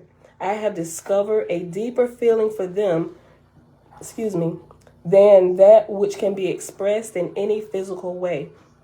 Also, remember when we was reading through My Big Toe towards the end, remember he said that after he had been meditating a while and really, like, he was really becoming more spiritual and understanding more about the spiritual body, and that we are really spirits and all of us are connected.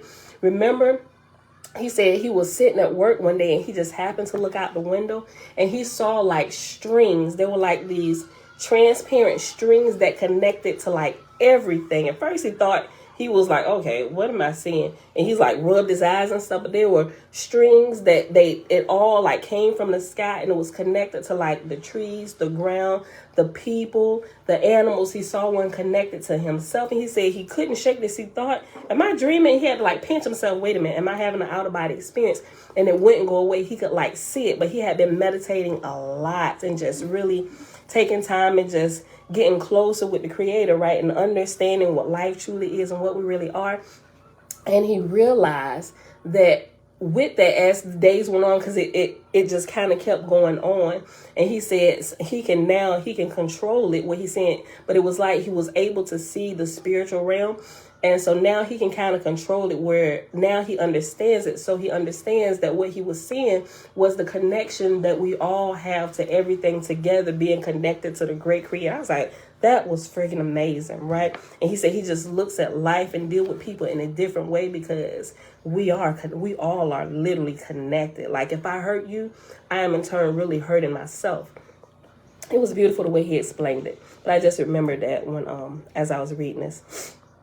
I am joyous, peaceful, and more loving to my family, friends, and even to strangers, though in a detached manner. I have discovered a deeper feeling for them than that which can be expressed in any physical way. I am often asked if I am some kind of minister or member of a religious order, because of my calmness and patience seem to make me stand out when ordinary people have become burdened with tension and stress. I feel exalted and full of goodwill towards all. End quote. That was good. Okay, so this is like the last few little paragraphs, and it's the end of this book, y'all. If y'all can hang on for a few more minutes. Mystical experiences are like windows which open you up. Mystical experiences are like windows which open up for you through your spiritual efforts. They are events which the Spirit uses to encourage you to move towards self-discovery. They are like confirmations of your inner discovery, which allow you to believe that there is something beyond the mundane realities of life. Through your meditation practice, you will have many experiences based on your religious education. This means that you may have experiences with Jesus or with angels if you are a Christian, Krishna if you are Hindu, or Heru if you are Kemetic. If you do not have a specific affiliation, your experience may be of a more abstract nature, not in the form of a deity or religious symbol. In any case, you will begin to experience an expansion in your consciousness, and you will eventually feel a oneness with the universe, bliss, and a peace which you cannot understand or express with the rational mind. These experiences are not normal. They are supernormal glimpses into the divine within you. They will not remain as the everyday forms of consciousness, because if you were in that state all the time, you would not be able to support the practical realities of life. They will fade as experiences of the conscious mind. They will fade as experiences of the conscious mind, but their effects will remain as an unexplained feeling of divine presence. You will always be aware of the Supreme Self, which is with you at all times in your innermost heart. Also, you will begin to understand that the same self is the same reality within everyone and everything, and thus you will glorify every activity you engage in and revere the divine in all human beings and in every speck of dust of the universe. That is so true. Even like animals, I wasn't like a big animal person, but I really love nature and animals, and I hate to see somebody doing an animal wrong or beating them, and I'm just like, Pam, you are really becoming soft in your old age. Like I really have a heart. The entire philosophy of meditation brings up many important points. We have spoken about developing intuitional awareness or knowledge of the inner self, but what is intuitional? Hold on. The entire philosophy of meditation brings up many important points. We have spoken about developing intuitional awareness or knowledge of the inner self, but what is intuitional knowledge like? Consider that there are two forms of knowledge. The first is indirect and the second is direct, through experience. However, some knowledge which is intuitional cannot be put into words. When you begin to gaze into the depths of your inner self, you will begin to discover intuitional realization. You will begin to realize the reality of your higher self. It may be likened to the knowledge which you have when you remember some feeling or understanding you had forgotten. Imagine if you could remember the knowledge you had with clear insight. It is something that you know but cannot put into words or explain to anyone, but it is real. It may also be likened to remembering your identity when you wake up in the morning. During the dream, you had certain situations and circumstances which seemed perfectly real and correct. You had a different personality, relations, and circumstances in a dream, but upon waking up, you left all of that behind in favor of your waking identity. The pains and sorrow of human life are due to misunderstanding, mental illusions, and learned negative habits. If you reflect, you will realize that even when something painful occurs in your life, it is only painful as long as you remember it. Think about it. If you lost a loved one or some other tragedy just transpired, you are not miserable 100% of the time. You may forget for some time as you carry on the activities of life, and then all of a sudden, you remember what caused you grief. This means that the cause of pain, as well as the cause of pleasure, is in the mind and the way in which it responds to situations of life. Meditation will lead you to have a transcendental outlook on life in which you transcend your ego existence and see it as you would an actor in a play. This detachment will allow you to see things objectively and not be shaken by the adversities of life.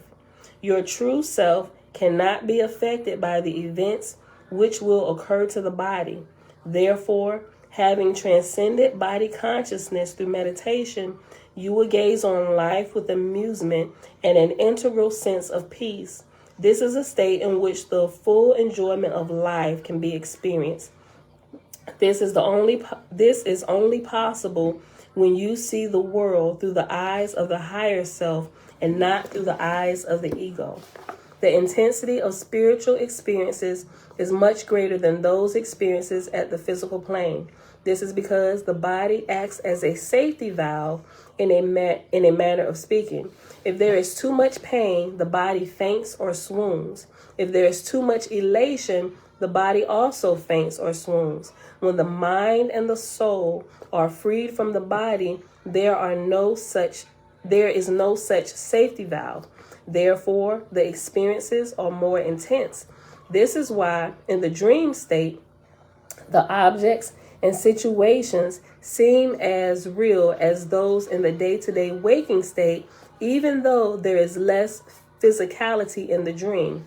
After the death of the physical body, the soul continues to have experiences through the subtle body composed of the mind and body.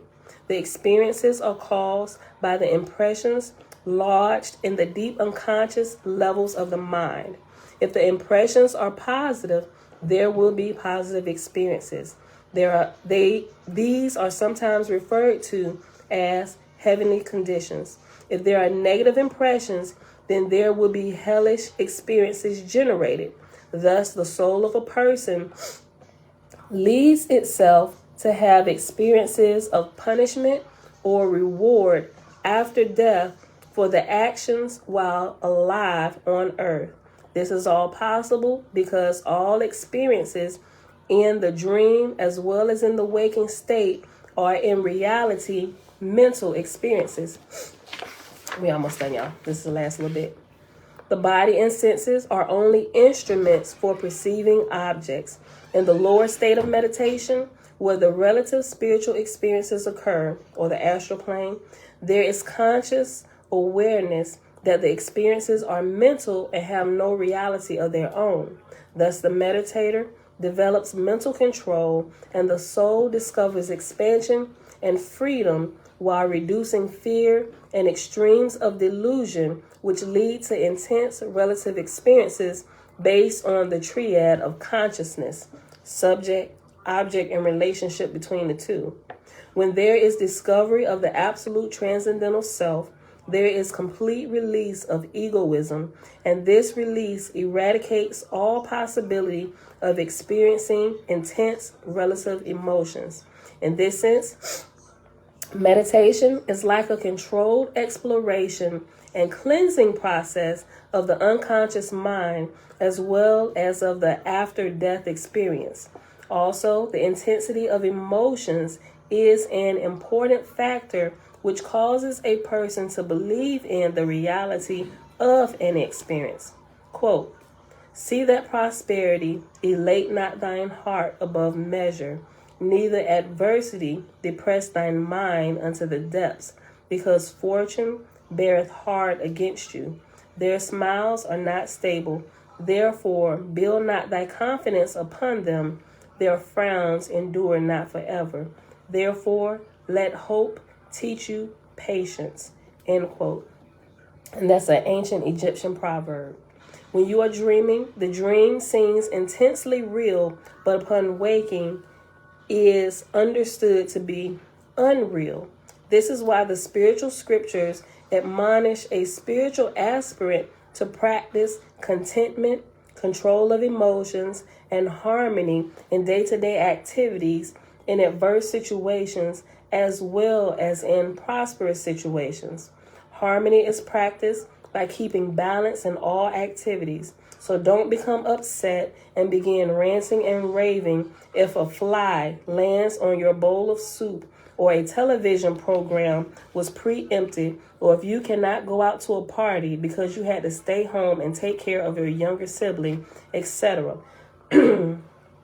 Also, don't become elated when there is some apparent gain in your life.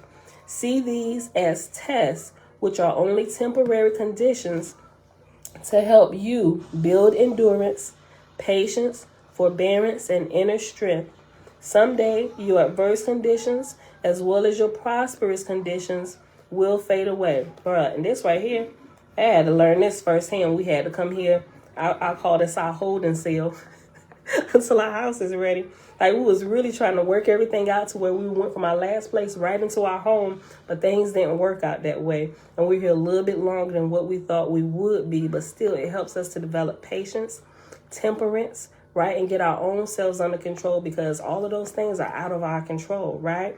But we have to learn how to be content with whatever state that we find ourselves in, right? Knowing that everything is working together. Let me read this again. Harmony is practiced by keeping balance in all activities. So don't become upset and begin ranting and raving if a fly lands on your bowl of soup, or if a television program was preempted, or if you cannot go out to a party because you had to stay home and take care of your younger sibling, etc. Also, don't become elated when there is some apparent gain in your life. See these as tests, which are only temporary conditions to help you build endurance, patience, forbearance, and inner strength. Someday, your adverse conditions, as well as your prosperous conditions, will fade away. Therefore, do not depend on these. Rather, seek inner peace and do not be shaken by the conditions of life, whatever they may be. As you practice the principles of the meditative lifestyle, you will generate and store new mental impressions of peace and harmony, and these lead to positive experiences in life on earth and in the afterlife. And this is the last page of the book, and it has this chart, right? And it has the self. I'll show it to you real quick, and I'll read over it in this last little paragraph, and that is it for the meditation book. Okay, so I'm going to read the chart. And in the chart, above it, it has the self, and it has the two arrows going up to the self. And so it has 4 rows, and down the first, so I'll read it across. So the first row has elation with the arrows, and it goes to peace, and then it goes to sorrow. Then the next line has forgiveness with the arrow to peace, and then the arrows to anger. Then generosity, peace, greed. Relaxation, peace, tension. And so, okay, I get it now. These two are the two extremes. Like this side over here is the elation, forgiveness, generosity, relaxation. These are the extremes over here. And over here, this is the other end of the spectrum where you have sorrow, anger, greed, and tension. Where you should be is right in the middle of the both of them. Not too far to the right nor too far to the left, but right in the middle where there is peace, and which is why it has the self. Right up here at the top, this is the self. And through all of these things, through elation, sorrow, joy, grief, you should maintain a constant state of peace, being balanced right in the middle, right? Not overly joyed or overly angered, but at a middle ground, balance. And a lot of times we have to learn how to be there, because we start off from angry, ready to take off heads, and sometimes we overjoyed and it's like, girl, get your head out the clouds, so you have to learn how to come down from the high and maintain a level of peace and just walk on a straight, solid path, right? Keep your footing both ways. Okay, and this is the last paragraph of this book. Those who lead agitated lives live in the realm of relativity and distraction, born of the opposites. People are caught in the endless and enticing issues of right or wrong, you and me, male and female, here and there, and so on. Everything in creation exists in the form of opposites, and in a human being, these opposites create the need to constantly make choices. The main cause of human trouble is not understanding that all opposites emanate from oneness, the self, and that since the innermost self is the reality within, all that a person can ever want is already within them. The key to going beyond the opposites, which agitate the mind and keep a human being involved in a futile search for fulfillment, is to discover inner peace, that middle road. In ancient Egypt, this concept was called Hetep, or some people call it Hotep, which means supreme peace, transcendence beyond the opposites of creation. Peace transcends all opposites, and there is no peace like the peace which comes from spiritual realization through a meditative lifestyle. As you practice meditation and achieve success in leading a meditative lifestyle, you will accomplish the task of developing new positive impressions in your mind. These impressions of peace, communion with spiritual beings, as described above, and divine feeling will begin to replace the impressions of negativity, anger, hatred, jealousy, lust, greed, restlessness, loneliness, depression, etc. You will discover fulfillment and inner happiness, and your outer personality will be transformed in time. This is the process of spiritual enlightenment, which occurs in degree and which can be yours as you practice concentration and meditation on the divine. May you may you discover the peace, bliss, and joy of self-discovery through the path of meditation. End quote. And that, my beautiful people, is all 192 pages of this meditation book, right? So this was really, really good. I hope you all learned a lot and are able to put the principles into play, not with worshiping the characters and stuff, but from the principles that we learned from which each character represented as a attribute of our divine creator, how to make those attributes a part of our life, to keep ourselves on that middle path of peace as we grow and develop in our years while we are here. All right, beautiful people. So that is it for today. We're at 2 hours and 15 minutes. And y'all the real MVPs. Y'all all just hung out still to the end. So thank y'all for that. Even if y'all all had one away, I'd still be here by myself recording it all. All right, y'all. So with that being said, that is it for today. Let me write my whatchamacallit here.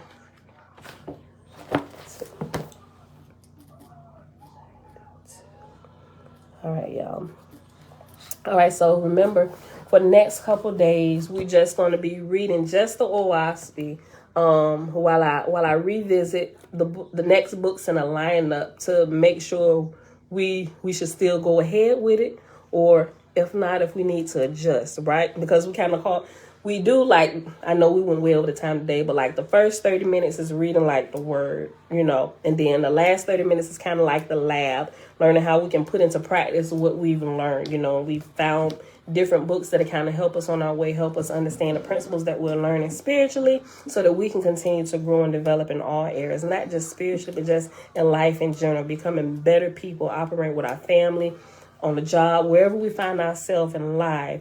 We don't want to be those type of people that have secret spiritual lifestyles and we live like hellions out here.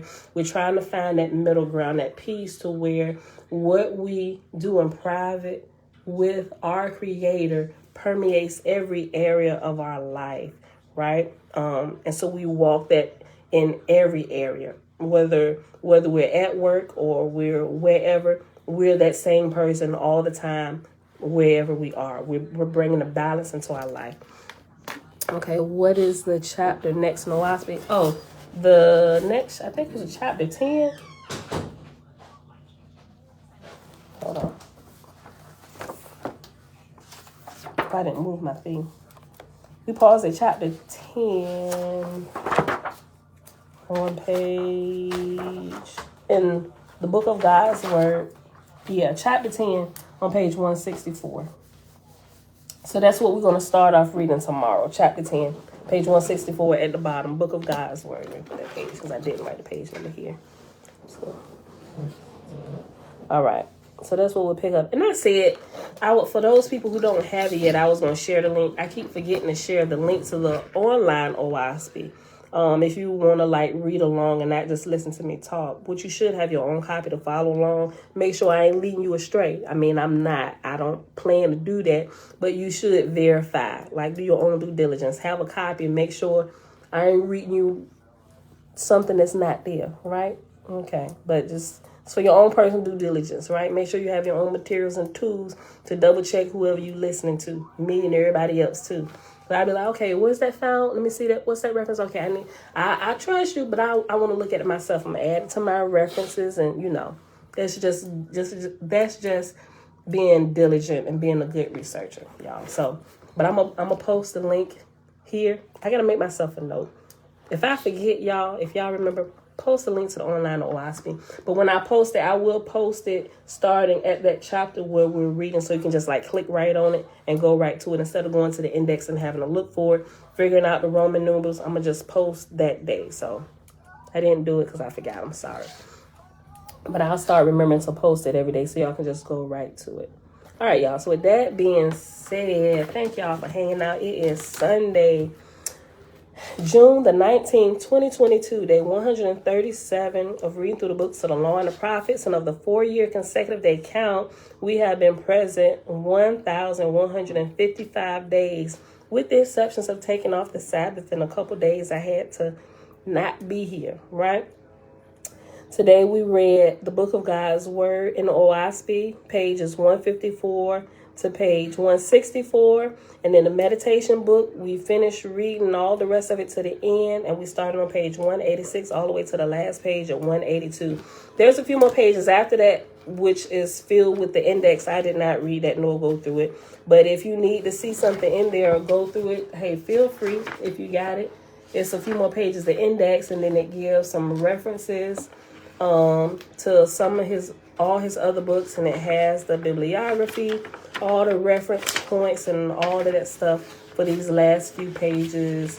And it has where you can get his books. Like if you don't go to Amazon, he give you his site where all of that stuff can be purchased from, to give you pictures, previews, and snippets of the book. So all that is there, and it even has an order form if you don't want to order it online, where you can actually just mail it in if you still use snail mail, right?